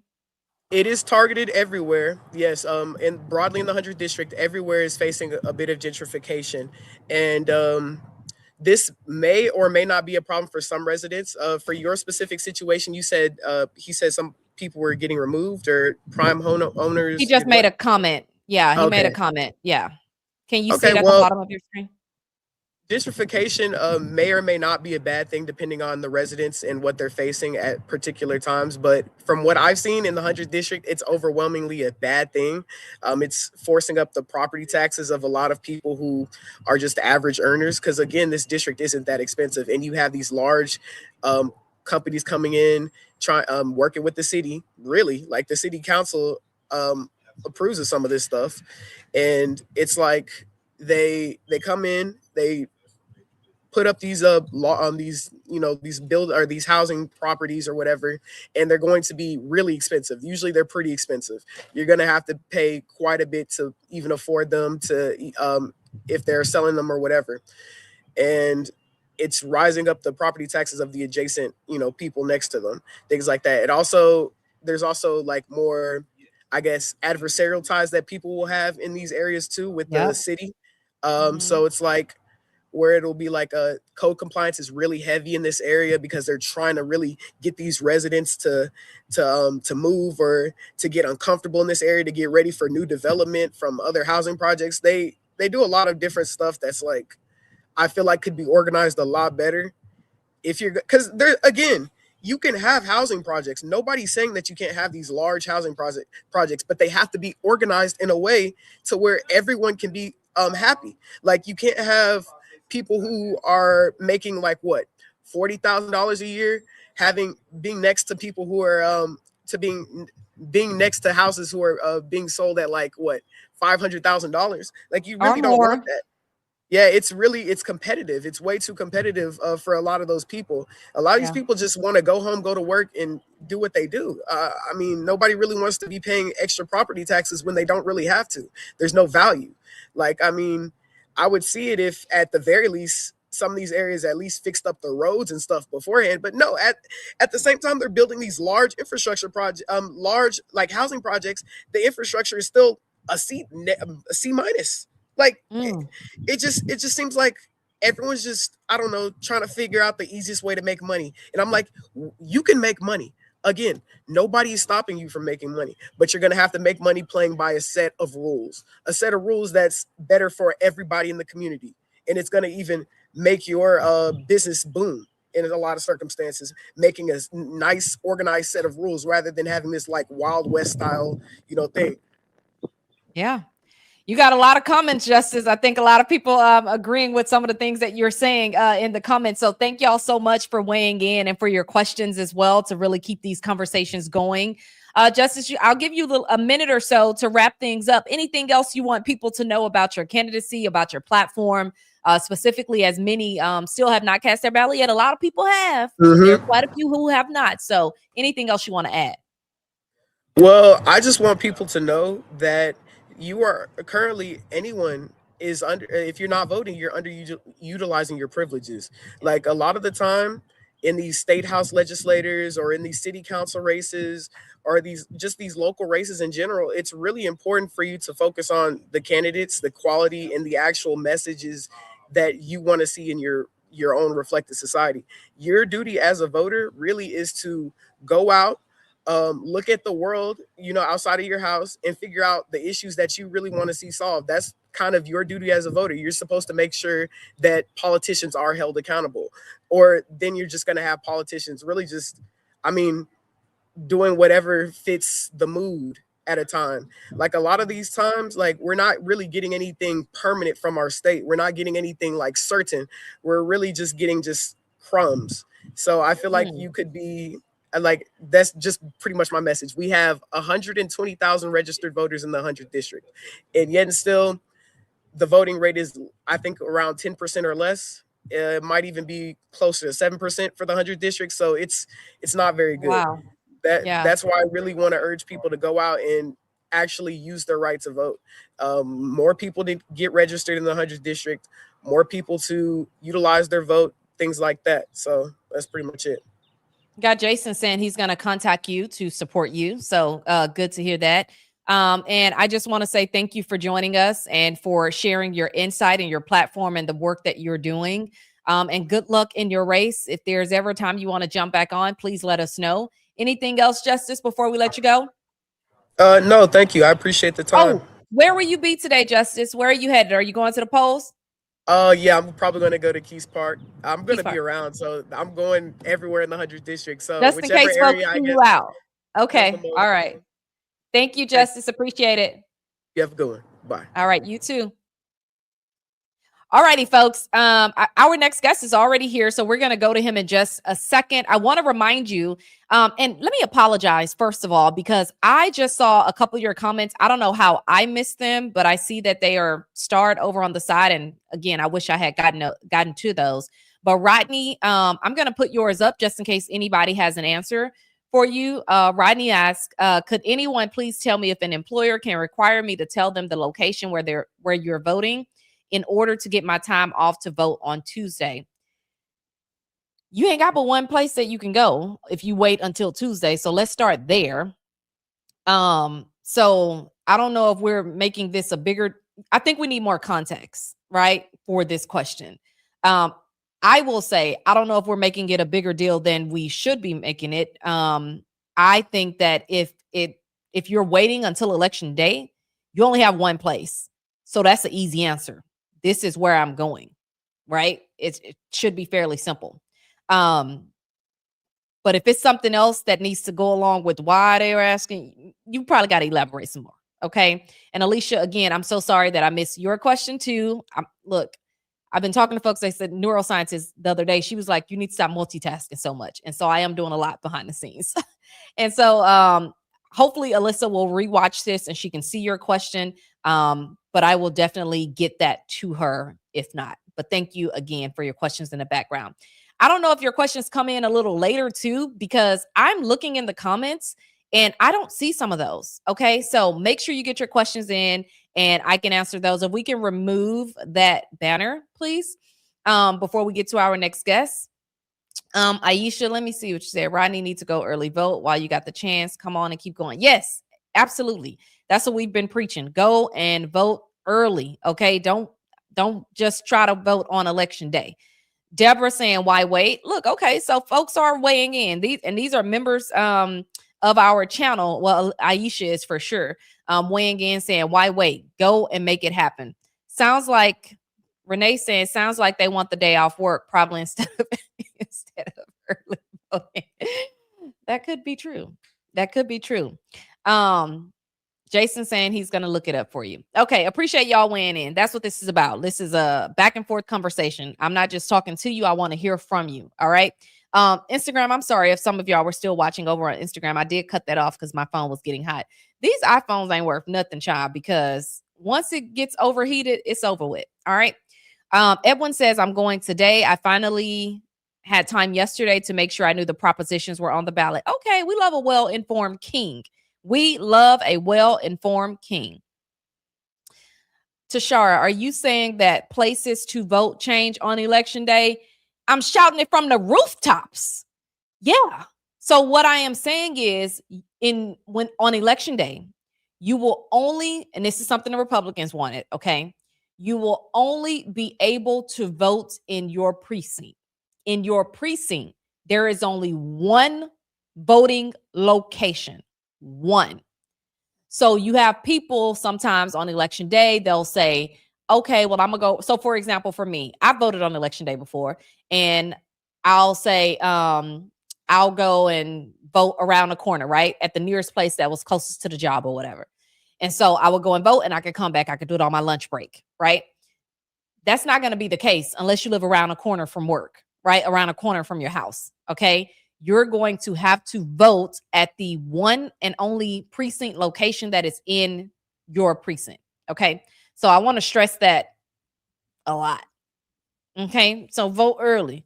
And LaShonda, I know you ain't a member of this channel. You ain't voted yet. I know that ain't what I'm hearing. You better be out of town. You out of town? Is that what I'm hearing? I know you lying. I ain't trying to shame you, but you better get that vote in, okay? And yes, some of those precinct locations have changed. So that's why we have votetexas.gov. It should be scrolling at the bottom of the screen, votetexas.gov, which is where you can go and find out a lot of information again, because we don't have it all like right here at our fingertips. Votetexas.gov is how you can stay informed. Desmond, I've been trying to wait to give you some time to turn your camera on, and I don't know if you can hear me so that we can come to you next. So I was trying to stall for a little time, but looks like he is ready to go. Audrey, yes, some of those precinct locations have changed. LaShonda, I know you lying. I know you ain't no member that watch every day and you talking about you ain't voted. I thought I was preaching to the choir, but looks like some of y'all need to hear it. Girl, if you now you get on him tomorrow and don't have no voting sticker. As a matter of fact, send us your voting sticker today. media@tasharaparker.com. LaShonda, if I don't see your voting sticker in our inbox, oh, honey, we gonna have some conversations tomorrow. Okay. All right. All right. She says she gonna make it happen. Okay. So Desmond. Yes, ma'am. Hey, Desmond. Good morning. How you doing? I'm doing well. How are you doing? I am well. So happy to have you on. You know, I had to tell one of our members of the channel. She over there talking about she ain't voted yet. Yeah, like, what is going on? I heard that, but I'm kind of happy. That way she can hear me first and then go out there and make the right decision. So yeah, we're on it. There you go. There you go. Desmond, tell folks about your platform and what you're running for. All right. So I'm Desmond Des Cooks, running for the 194th Criminal District Court. I'm running on fairness, accountability, and efficiency. I think one of the problems with the courts now with efficiency isn't necessarily the technology part. It's making sure we clear out the backlog and that cases are moving forward properly. I think one of the ways to fix that is to make sure people understand what the rules are. So we do what's called a scheduling order, which means by this date, you need to have the discovery to the defendant. By this date, you need to know if you're going to make a plea or you're going to go to trial. By this date, the trial is going to go forward, depending on the circumstances. But I think when we talk about accountability, I'm not only talking about the defendant, I'm talking about the lawyers as well, the state and the defense attorneys, because that's the only way to keep the criminal justice system moving, is to make sure, have a clear outline of what we're going to do and make sure you follow that outline. When you talk about, Desmond, fairness, right? One, why would somebody end up in this court? Let's start there. Okay. But two, also address the backlog portion of that conversation too that you just mentioned. Yeah. So right now, I'll be honest with you, I'm not sure why there's a backlog. It's one, it is just a multitude of people, but two, it goes back to what I said about the not having a scheduling order, meaning not having a direct timeline of when things should happen. That way, things will just continue to be continued. And I've had plenty of clients as a criminal defense attorney.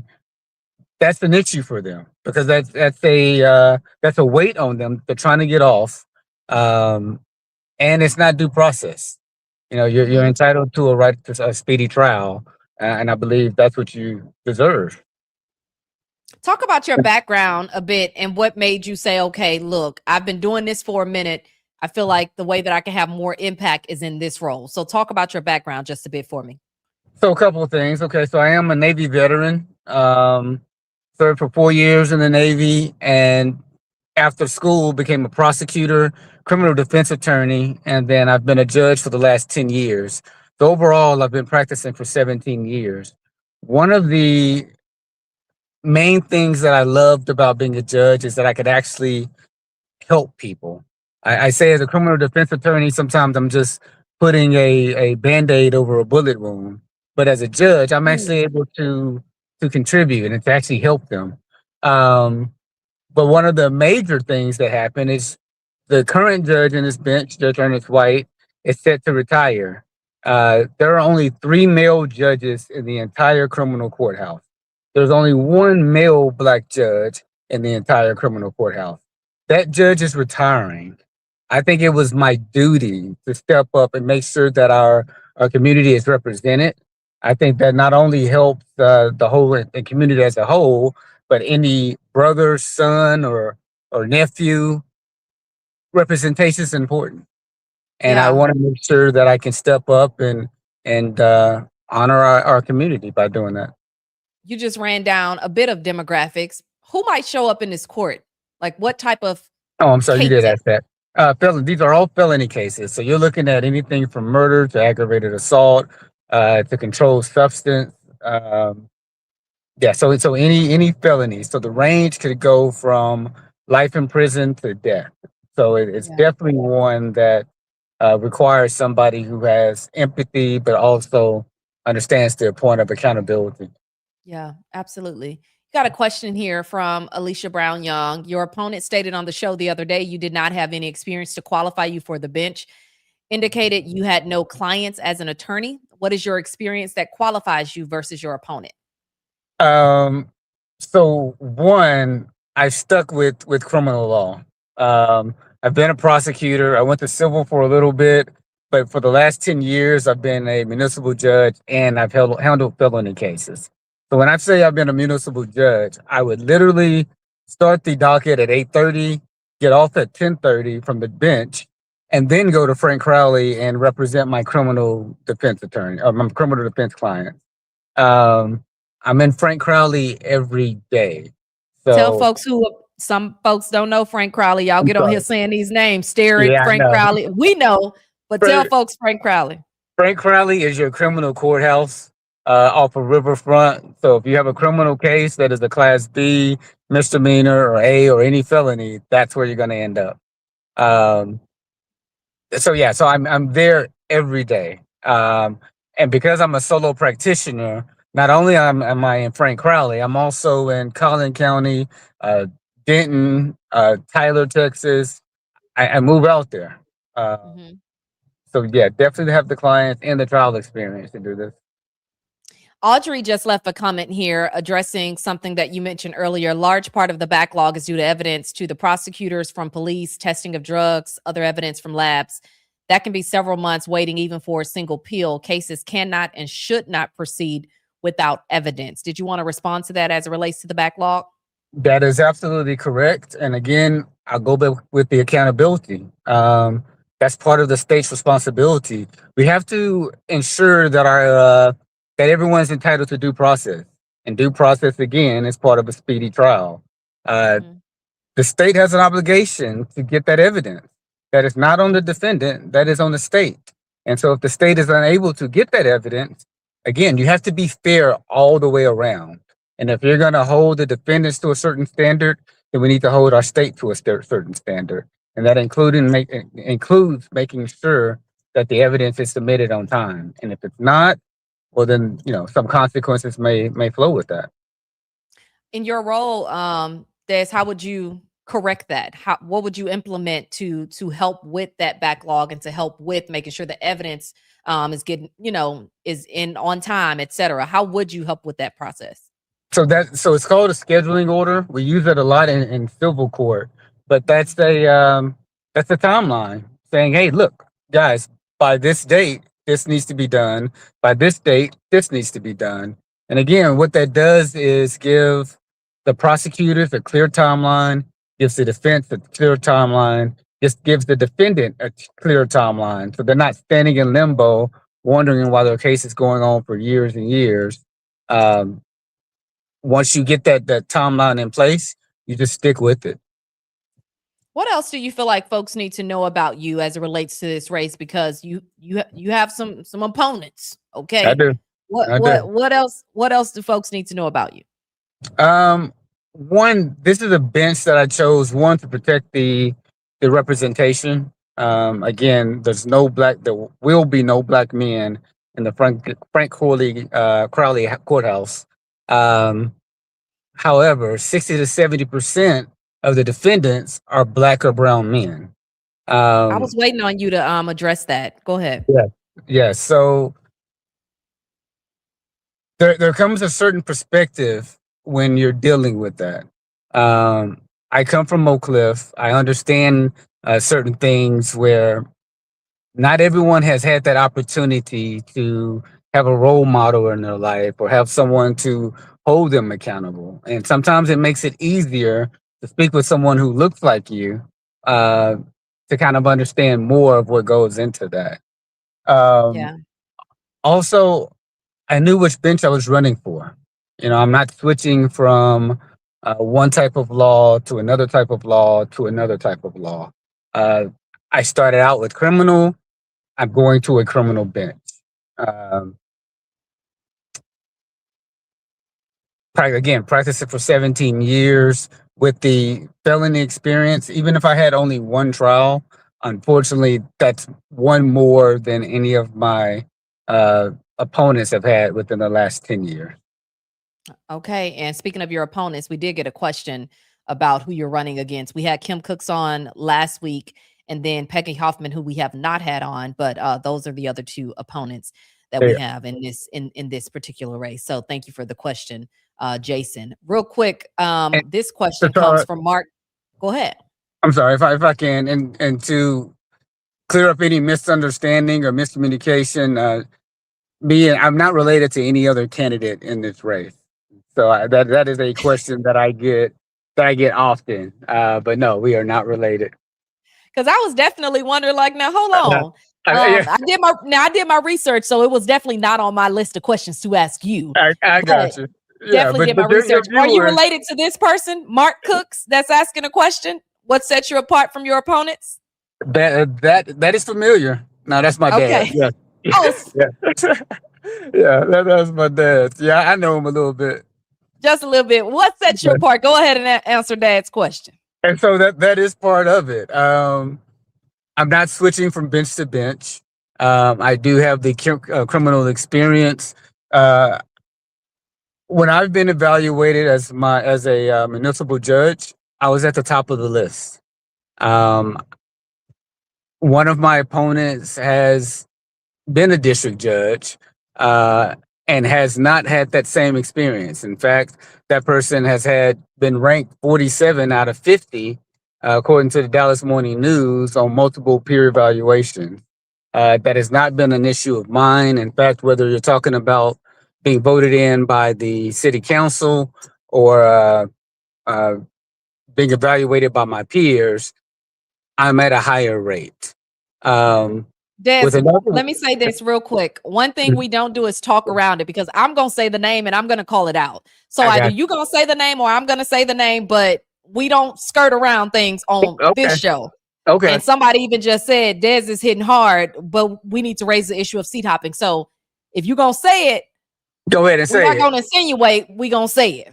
I got you. I got you. Go Okay, ahead. so yes, one of my opponents, Kim Cooks, has went for re-election at the family court. Unfortunately, there was some issues with temperament or judicial um, um, missteps that may have led to her not winning that seat against the current judge, Vonda Bailey, in that seat. She then went to Court of Criminal Appeals. Court of Criminal Appeals is a civil court. So from 8 years as a family judge to now trying a civil court position, didn't win that seat, and now trying a felony position, it seems like the motivation is less about how can I contribute to the community and how can I represent my son and nephew, but more what seat is available on this election cycle. I know why I'm here, and that's to one, help the community, but two, ensure that we keep that proper representation that Judge White will leave vacant once he Mhm. retires. Uh, Okay. Two, with the other one, we have that is Peggy Hoffman. There's more to this job than just sitting on the bench. Um, you have to be in the community. And so that's why I'm so proud to have endorsements by a lot of community leaders, because these are leaders that you guys have elected who have said, okay, no, this is our guy. Mhm. And I think that speaks volumes. It's great to have uh, uh, clubs promote you, but to actually have the community leaders who are actually out there and say, okay, yeah, this is a man for the community. I think that speaks more volumes than anything. Des Cooks, any last few words you want to share with the audience? You got about 30, 45 seconds. All right, so I am Des Cooks, running for 194th Criminal District Court. I do believe in fairness. I do believe in accountability, and I do believe that I'm the best person for this position. I also want to make sure I bring in a workforce program, because again, I believe that once a person has a job, that kind of gives them purpose. And I think people end up having recidivism or coming back into the system because they haven't found that purpose. My job is to make them accountable, but to also give them that purpose to want to be right, want to proceed in the right way. And that's Okay. me, Desmond Des Cooks, 194th District Court. Des Cooks, thank you so much. Good luck. Hey, thank you so much for having me. All right, talk later. Okay, folks, I think we have our next candidate already locked and loaded and ready to hop on. I know I saw him behind the scenes kind of getting his camera situated, but he looks good on my end. And if you want to wave your hand and let me know you're good, we're going to bring you right on into the conversation. Rep. Ben Jones, how you doing? I am great. How are you today?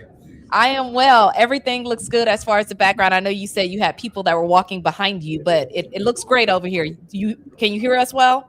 I can hear you just fine. Thank you. Okay, so obviously they see it at the bottom of the screen. Tell folks what you're running for, re-election, etc., and your platform you're standing on.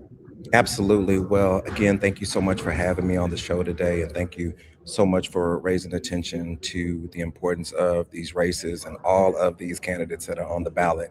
My name is State Representative Vinton Jones, and I'm running to serve my third term in the Texas House of Representatives. I was born and raised in the district, particularly in Oak Cliff. Shout out to everybody from Oak Cliff. And what was some of the most important things to me that ultimately led for me to run, but continues to put me into service in this position is one, addressing displacement and affordable housing right now that we're seeing as we encourage so much economic growth, particularly in the downtown area. It's causing good and bad impacts that are causing families to be dislocated, particularly those who have raised generations of individuals in places like Oak Cliff, South Dallas, West Dallas, and East Dallas. The other area that I've been working on is increasing access to healthcare, particularly healthcare affordability. Whether you're uninsured or you are insured with your employer, you're feeling the pinches right now that the healthcare is having right now, and making sure that we are not only insured, but have the proper level of insurance and benefits to be able to seek the care that we need. Next is protecting our public education system. Right now, during the last legislative session, was one of our worst when it comes to our public schools, with the passage of the voucher scams that we are seeing, coming about right now in the state. And so continuing to advocate that instead of taking money out of our public schools, we're investing into our public schools. And then last, making sure that we are fighting for all of our communities right now. It's clear that if you are not a white male Republican in rural Texas, you are being attacked right now. Whether you're a woman, a person of color, black or brown, an LGBTQ person, you are feeling the stings of not only 30 years of failed Republican leadership, but also a federal leadership right now that is giving that regime carte blanche to continue to harm communities right now who are just trying to survive and feed their families right now. And so those are the things that I have brought to this office and will continue to bring into this office, as I, seek the vote of my district right now. So I want to ask you, Rep. Jones, we had one of your opponents on, Justice McFarland, earlier in the conversation. And one of the things that he talked about as far as 100 is concerned is saying that there have been so many projects that are happening within 100. However, a lot of these projects are not coming into fruition as it relates to infrastructure surrounding the district. So I want to hear from you from a standpoint of what are some things you've been able to get accomplished while you've been in office, and what are some things you're looking forward to bringing to your district? Well, absolutely. Well, we've been able to accomplish a lot, particularly in my roles as a member of the Appropriations Committee and in the Public Health Subcommittee, as well as being on the Public Health Committee, as well as Vice Chair of the Corrections Committee. and chair of the Dallas delegation. And so those roles are important because those allow, you to be able to get things done in the district. And so one thing that I'm actually at the Dallas City Council meeting right now that I was able to do as a member of the Appropriations Committee was to be able to get $3 million to the Fair Park Community Park. That was something that residents of South Dallas have been asking for decades. We were also able to get $25 million reinvested in green space in the UT Southwestern corridor, as well as funding for the mental health hospital that's coming right here in House District 100 at UT Southwestern. Also being able to move legislation to be able to help barriers to pre-authorization so that doctors that are known for prescribing for a certain condition are not limited by unnecessary pre-authorization so that people can stay on care, and also making sure that we provide needed raises to those who are in security capacity or employment capacity at our state jail facilities. Those are some of the things that I've been working on and will continue to be able to do those things. You got a question, Rep Jones, from Jason. Tell us about your voting on school choice and vouchers, and I guess anything you want to add about gentrification happening in 100. Absolutely. So regarding school choice and vouchers, I was very vocal in being in opposition of school choice or the vouchers programs. And it's not that to say that it's a bad program. I think that the funding mechanism that it goes through takes money out of schools right now. And we know in places like South Dallas and Oak Cliff and West Dallas and parts that make up House District 100, which is 86% people of color, we have to make sure that we're putting money into our schools right now, not the $1 billion price tag that vouchers are going to start off, but definitely increase like we've seen in places like Arizona, that's completely derailed their state budget.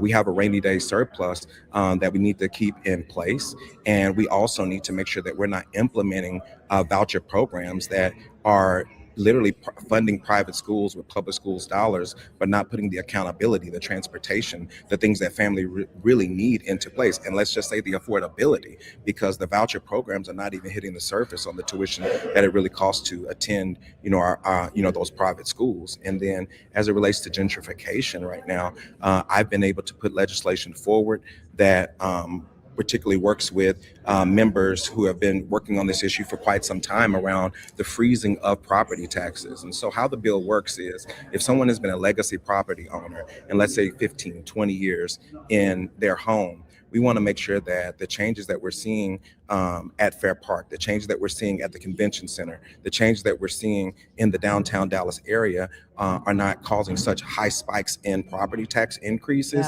that it's moving people out. And so this would, if in place, would have frozen those property taxes for at least 10 years so that a person could be able to to stay in their home. There's so many things that we need to do right now, and we've seen record, property tax relief, but that's just for homeowners. We still need to be able to find solutions for renters right now who are also feeling the sting of high, rental costs that is most oftentimes higher than a mortgage. But by the way, those people can't even get into mortgage programs because we don't have the programs in place to help with credit, to help with down payment assistance, and help with getting over those, initial humps of securing home ownership. I was talking to Gina and a host the other day, and she mentioned something along the lines of what you just mentioned about for renters too, because when it comes to property tax, then there are certain tax breaks along the way that maybe some can take advantage of. But when it comes to renters, there's nothing. You just written and almost throwing away money. And so for something like that, for a renter, what would a program like that look like for someone who is renting? Well, I think that we can look at local programs to be able to support, rental, assistance. Particularly, I think one of the biggest things that we can look at has nothing to do with actually the cost of rent. It actually has to do with evictions. And so one piece of legislation that I actually had on the table last legislative session was to make sure that if a person was evicted or they have an eviction on their record and it's older than 5 years and it was actually dismissed with no punitive issues, it was just something that was dismissed, that would be removed from their record. Right now, people continue, if they aren't, get an eviction on their record, have to deal with something that for the rest of their lives compared to, other things on your credit. Like things don't even stay on your credit for that long. So we need Right. to make sure that we don't create unnecessary barriers so that people can be able to get into the places that they need to on the sides of town that they need to be able to access their jobs and potentially not have to be able to secure homes. So I think that dealing with evictions is something that we really have to pay attention to, especially when we have bills such as Senate Bill 38 that passed that was particularly focused on quote unquote squatters, but it was really something that really harmed renters as far as their ability to have due process during an eviction proceeding. And so we need to make sure that we put those things in place, because if a person has evictions on their records or other things on their record, it will prevent them from being able to get into housing. One of our viewers made a good point. So, Ben, address real quick what areas 100 covers. Oh, that's a horrible question. Gentrification and gerrymandering is something else, but I'm going to try my best. First and foremost, I say House District 100 looks like a dragon. And so if you follow it from East Dallas to West Dallas, I hope you see it. But just talking about some of the parts of the district that's represented in House District 100, we'll start pretty much, if you just imagine kind of the core of it is downtown Dallas. And even though I don't have downtown Dallas, I surround kind of the southern quadrant of downtown. So starting at West Dallas, actually starting in the medical district, I come down 35 a bit. I go into West Dallas. I go into Victory Park, American Airlines, have parts of Oak Cliff, dropping to about Keys Park, and moving over west to South Dallas, which I have all of South Dallas, including Fair Park, and then going into East Dallas, ending with Buckner Terrace and the Pleasant Grove area. So I kind of wrap around the downtown area, having just the core of Dallas. So I only have the city of Dallas in my district. Oh my goodness. I can imagine how it looks. I've seen these maps many, many times over, and you say it's a horrible question. I think it's a great question because it goes along the lines of what exactly is happening with our gerrymandering. So That's right. I think it's something that needs to be discussed and talked about. So Yeah. Rep Jones, I know you are at the city council meeting and you kind of popped in real quick for us, and I appreciate you. Oh, we on break, so we're good. We're good. They on break. Good. Okay. Is there anything else you want folks to know about you and your candidacy for reelection? Well, one of the biggest things that we have to talk about before we talk about another legislative session is turning out to vote. And one of the most important things that we can do is vote right now, because when anyone, no matter federal, state, or local, look at the issues that are in the community, they look at how that community votes.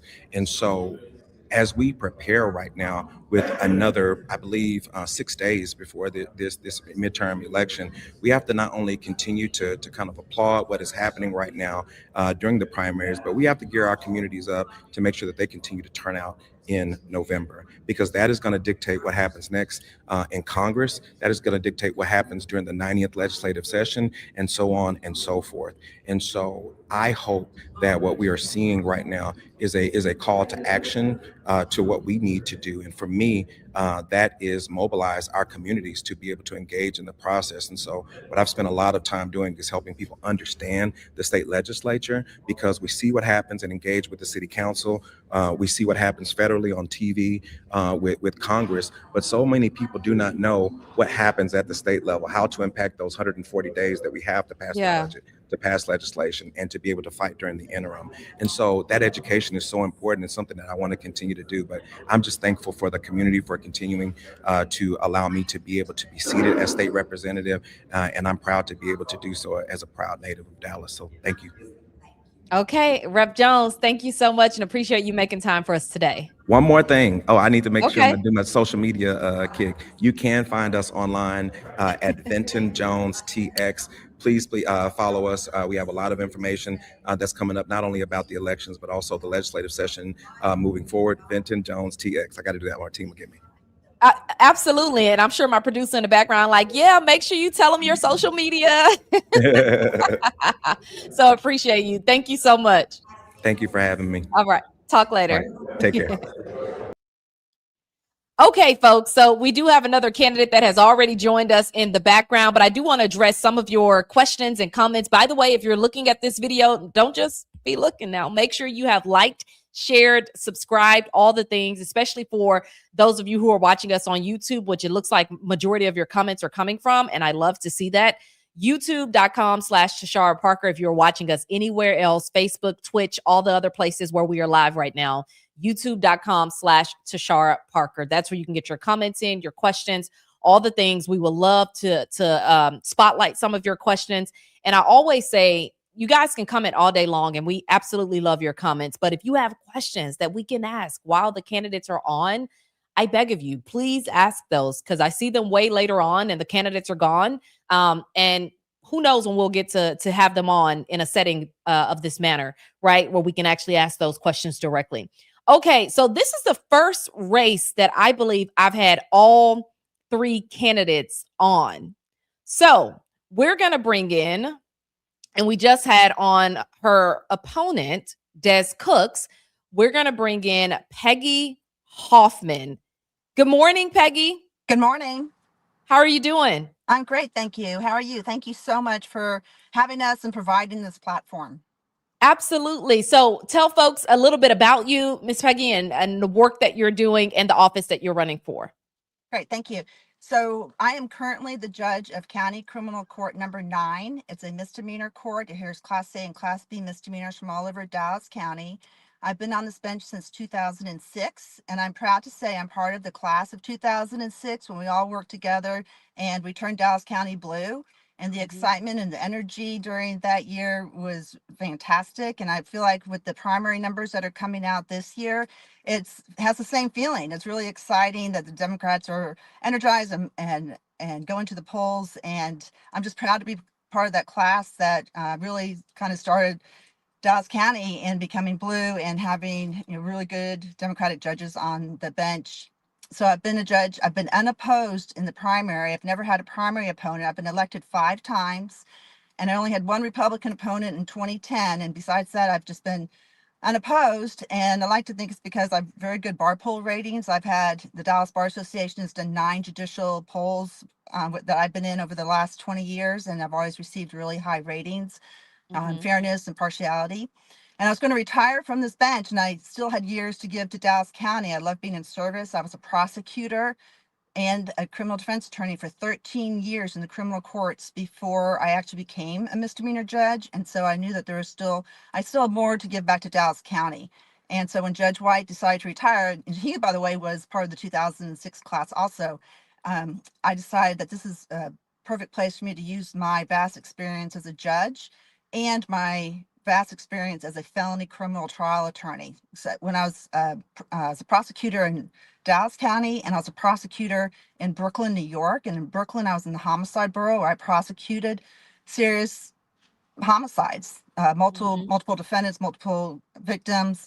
And in Dallas, when I was prosecuting in Dallas, I prosecuted child abuse cases. I've tried numerous child sex abuse cases, and I'm board certified in criminal law. And so I just thought that this bench would be the natural progression for me to continue my service to Dallas County. So I want to say real quickly, I chose not to run for a felony bench in 2006, even though I was qualified. Judge White was a public defender in one of the felony courts, and I was routinely taking first-degree felony cases and trying them in those courts. And I chose to run for a misdemeanor bench because I saw a need to help first-time offenders and young offenders try to get out of the criminal justice system. And I followed through with that promise. As a judge, I developed the Pride Court program, which was a prostitution specialty court. And for 10 years, I ran this program to help women who were charged with prostitution get out of the criminal justice system. And we just have hundreds of success stories. We have women who are now managers at Tom Thumb, managers at Schlotsky's, have written books. They've all been reunited with their children and their families. And so to me, being a judge in the misdemeanor courts, I fulfilled what I'd said I would like to do. And so now this is the next progression for me to continue my service to Dallas County.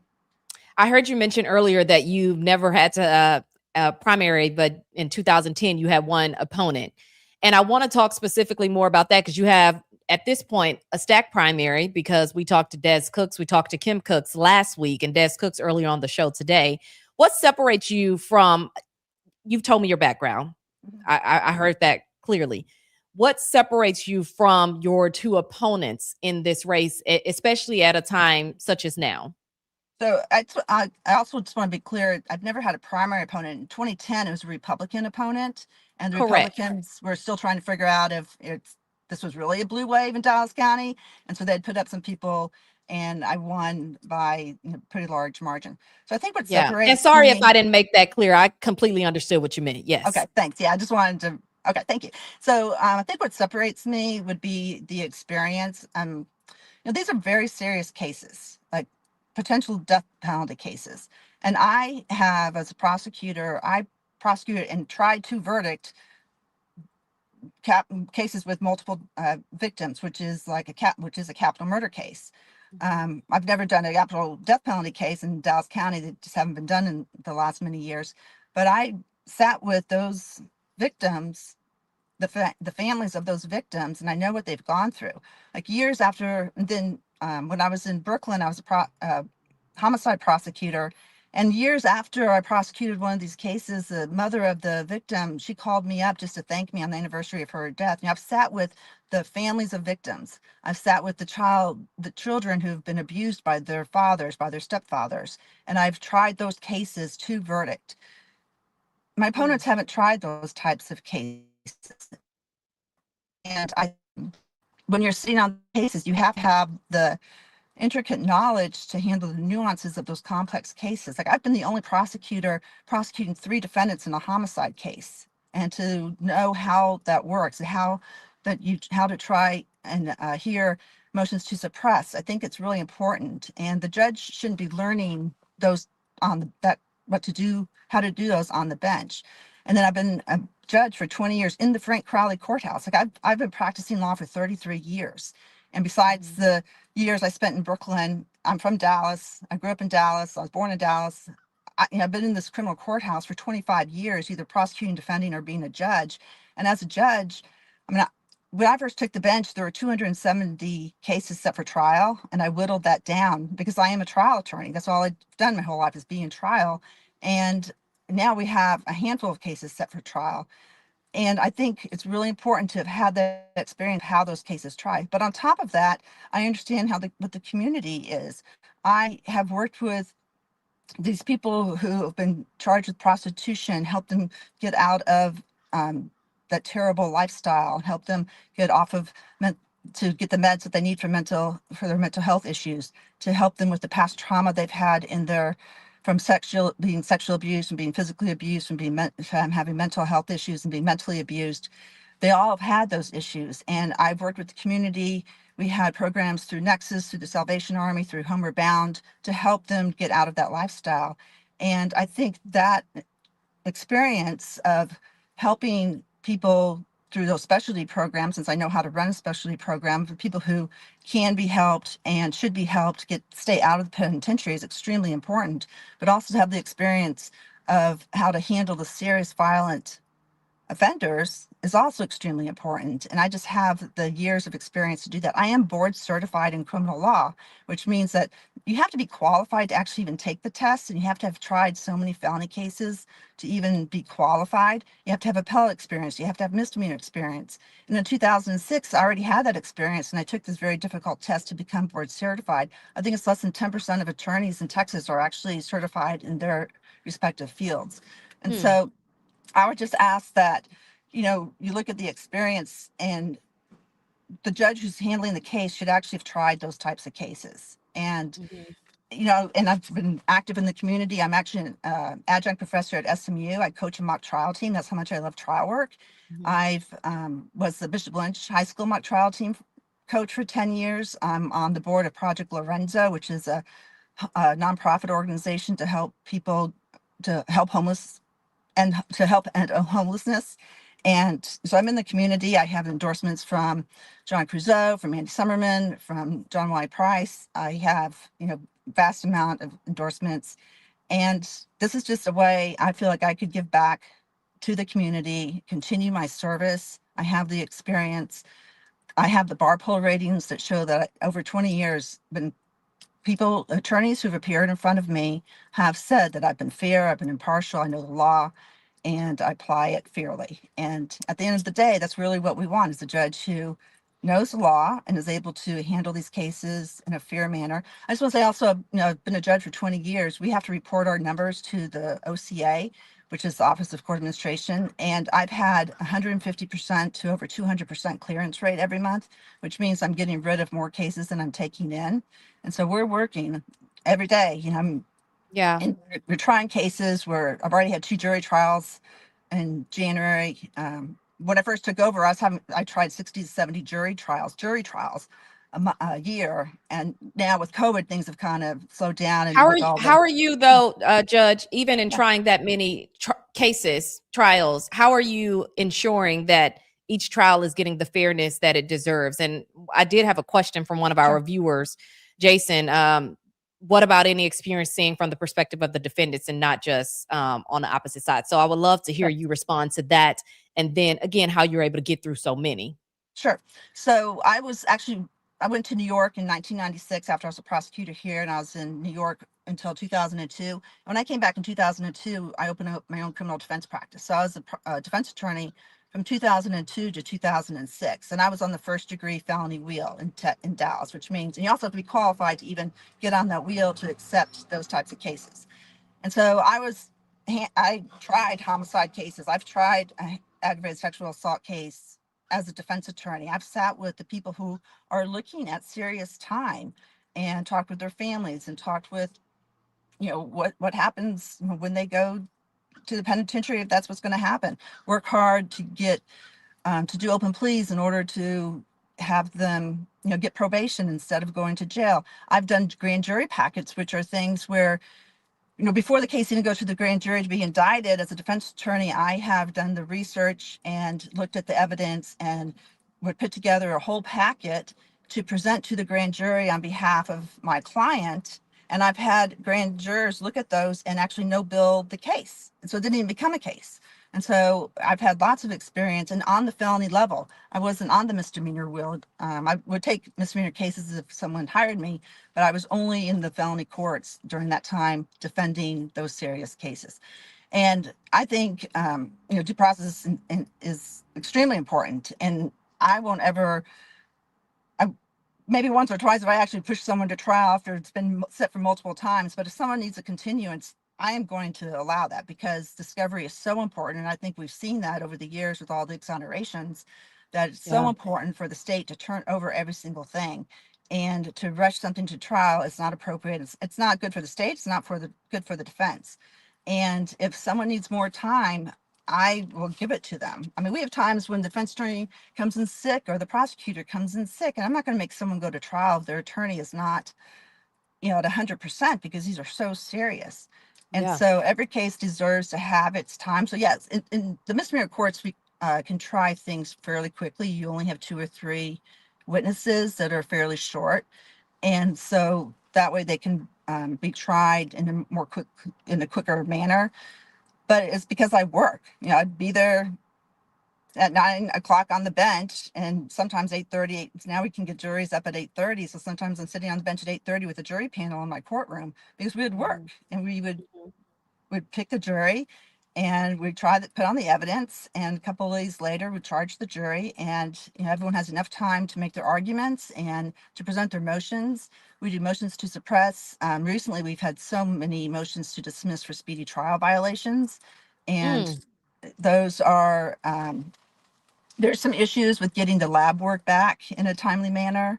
And We addressed that earlier. Someone asked about, even in the backlog, how are you guys planning to clear the backlog when sometimes when things go to the lab, it can take God knows how long to get the evidence back. it can. And so a lot of times, especially on the misdemeanor level, sometimes the cases will not necessarily even be filed until they get the lab result back. And so what will happen is we can't do anything with the case until the case is filed. So even though it's technically assigned to our court, if the district attorney's office hasn't technically filed it in the court, we can't do anything. Like, you can't hold a hearing, you can't have a trial. You have to wait for the case to be filed. And so sometimes cases are filed a year after the person was arrested, or even longer. And then what's been happening, then the defense will file a motion to dismiss for speedy trial violations. And will afford them a full opportunity for full hearing. And I many times will let people go numerous times. You know, sometimes judges will only let one party make an argument, and the other party makes an argument, then there can be a rebuttal argument.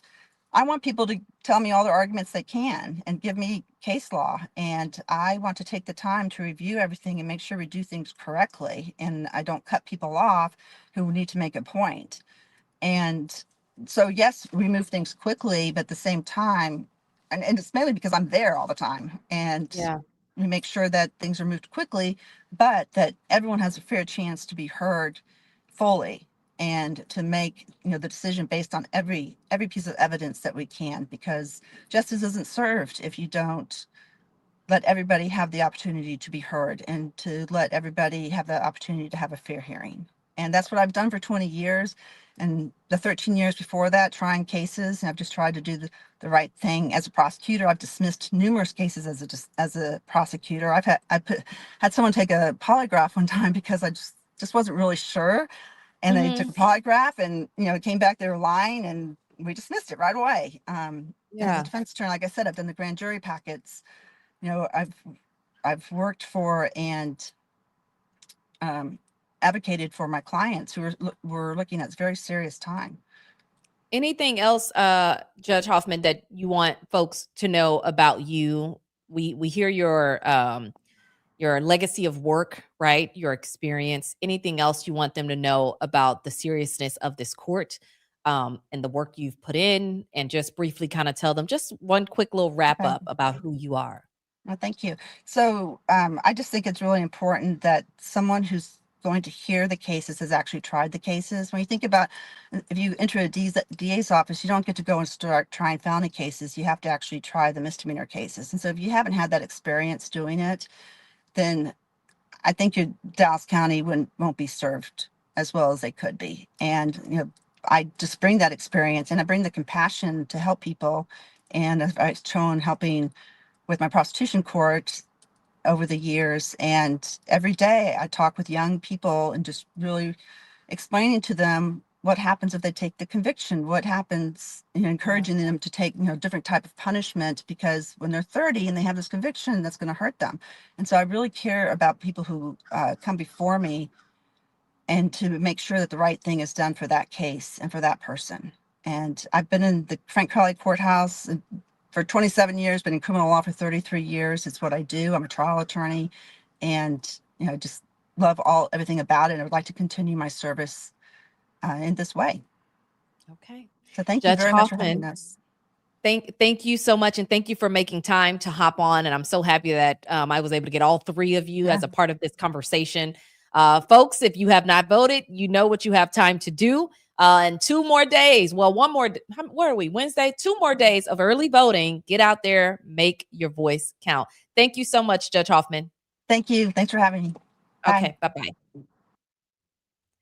All righty, folks. Hold on. I have to record a little bit behind the scenes because I am a media girly and I need all of the content.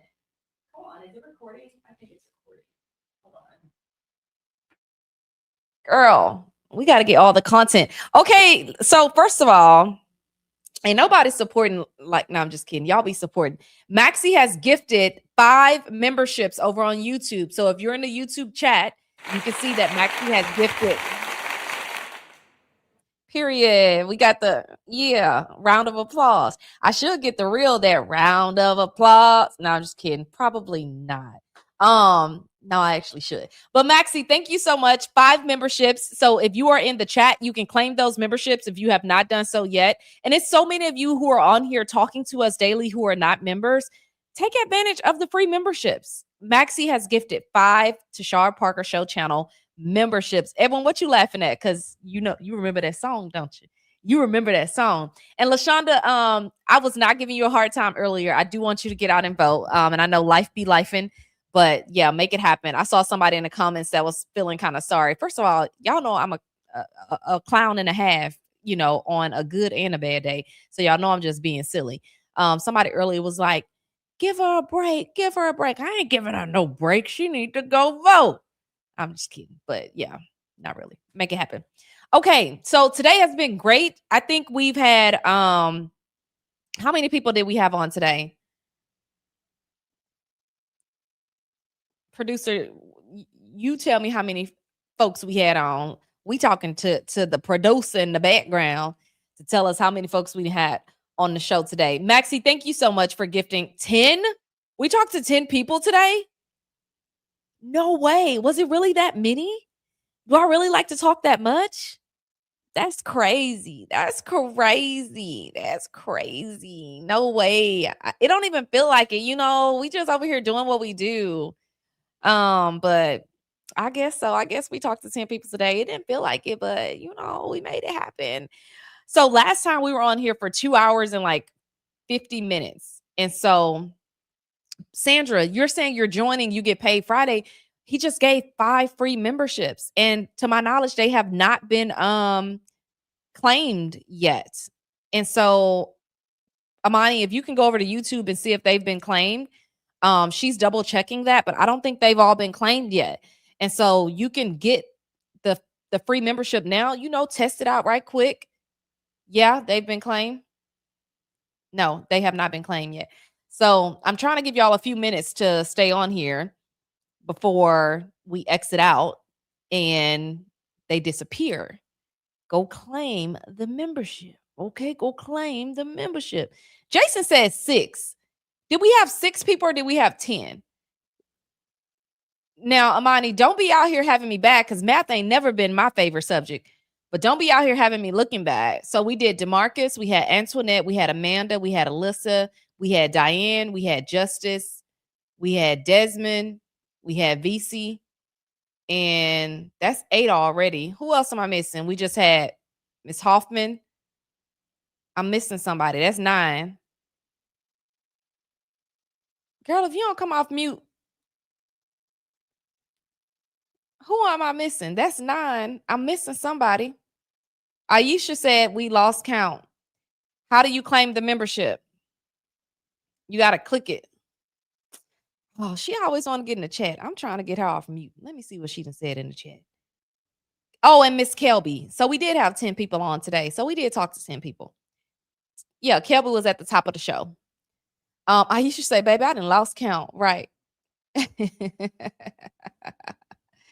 S. Wilburn asking, how do you claim the membership? Amani, do you have any feedback? Don't say free memberships because Maxie paid for them. They ain't free.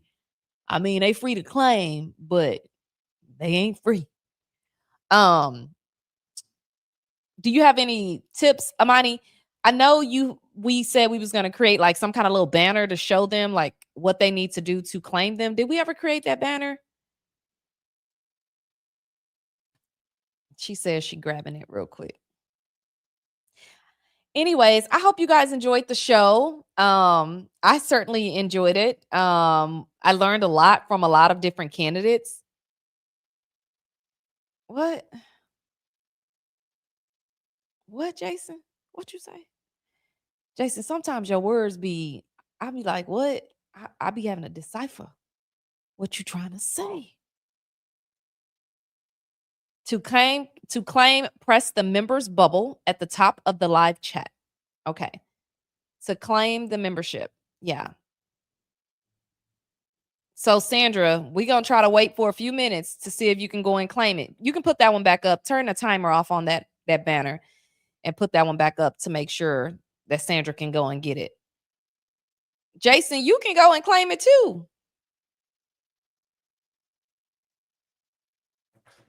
Five free memberships on YouTube, especially for anybody who watches on Facebook. Go ahead over there and claim that membership. Betty Wright does count. What you talking about, LaShonda?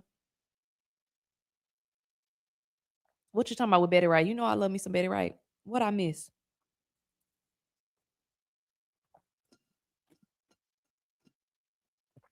Could y'all hear that? That's that good sound. That good sound. Okay.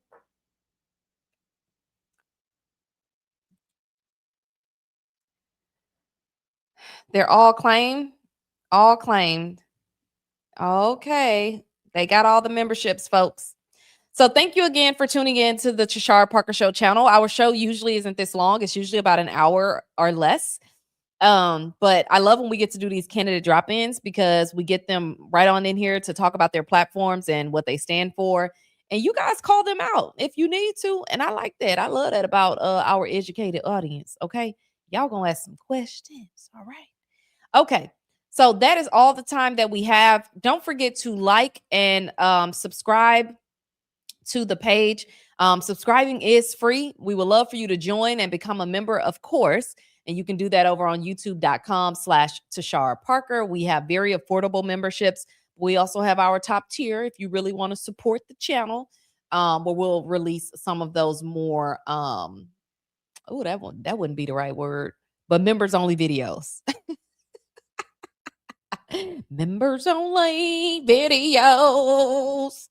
Okay. So thank you again for supporting independent journalism. The only way that we are able to survive and thrive and do the things that we are doing is by you guys showing up and supporting independent media. That is what it's all about. And I'm so thankful and grateful for all of you for being a part of the Tashara Parker Show family. And officially, you guys are a part of our cousin crew, the cousin crew. Okay. I've always called y'all cousins because I feel like we're all family. And that's just how I feel. Okay. I'm trying to turn this heater on. If you guys ever see me like looking down, like I'm trying to get to the heater that's down here because my feet are always cold. All right. So that's it, folks. Ooh, not I didn't kick the camera. Have a great rest of your Wednesday. Go vote. 2 more days of early voting. We're going to make it happen. All right. I'll see you guys tomorrow. Let me look at these last few comments before I get out here. No, Edwin, not too much. Not too much, Edwin. No. Good day. You can go over there to your OnlyFans people for all that. All right. This ain't that type of party. Y'all crazy. Crazy. Sandra, I hope you were able to get one of those memberships. One of the free memberships. Thank you, LaShonda. Thank you, everybody, for tuning in. Y'all go vote. Okay. Talk later. Bye. Oh, hold on. I got to get rid of some stuff so I can make sure that I end the show properly. Oh, Jason said I'm feeding the algorithm. Good.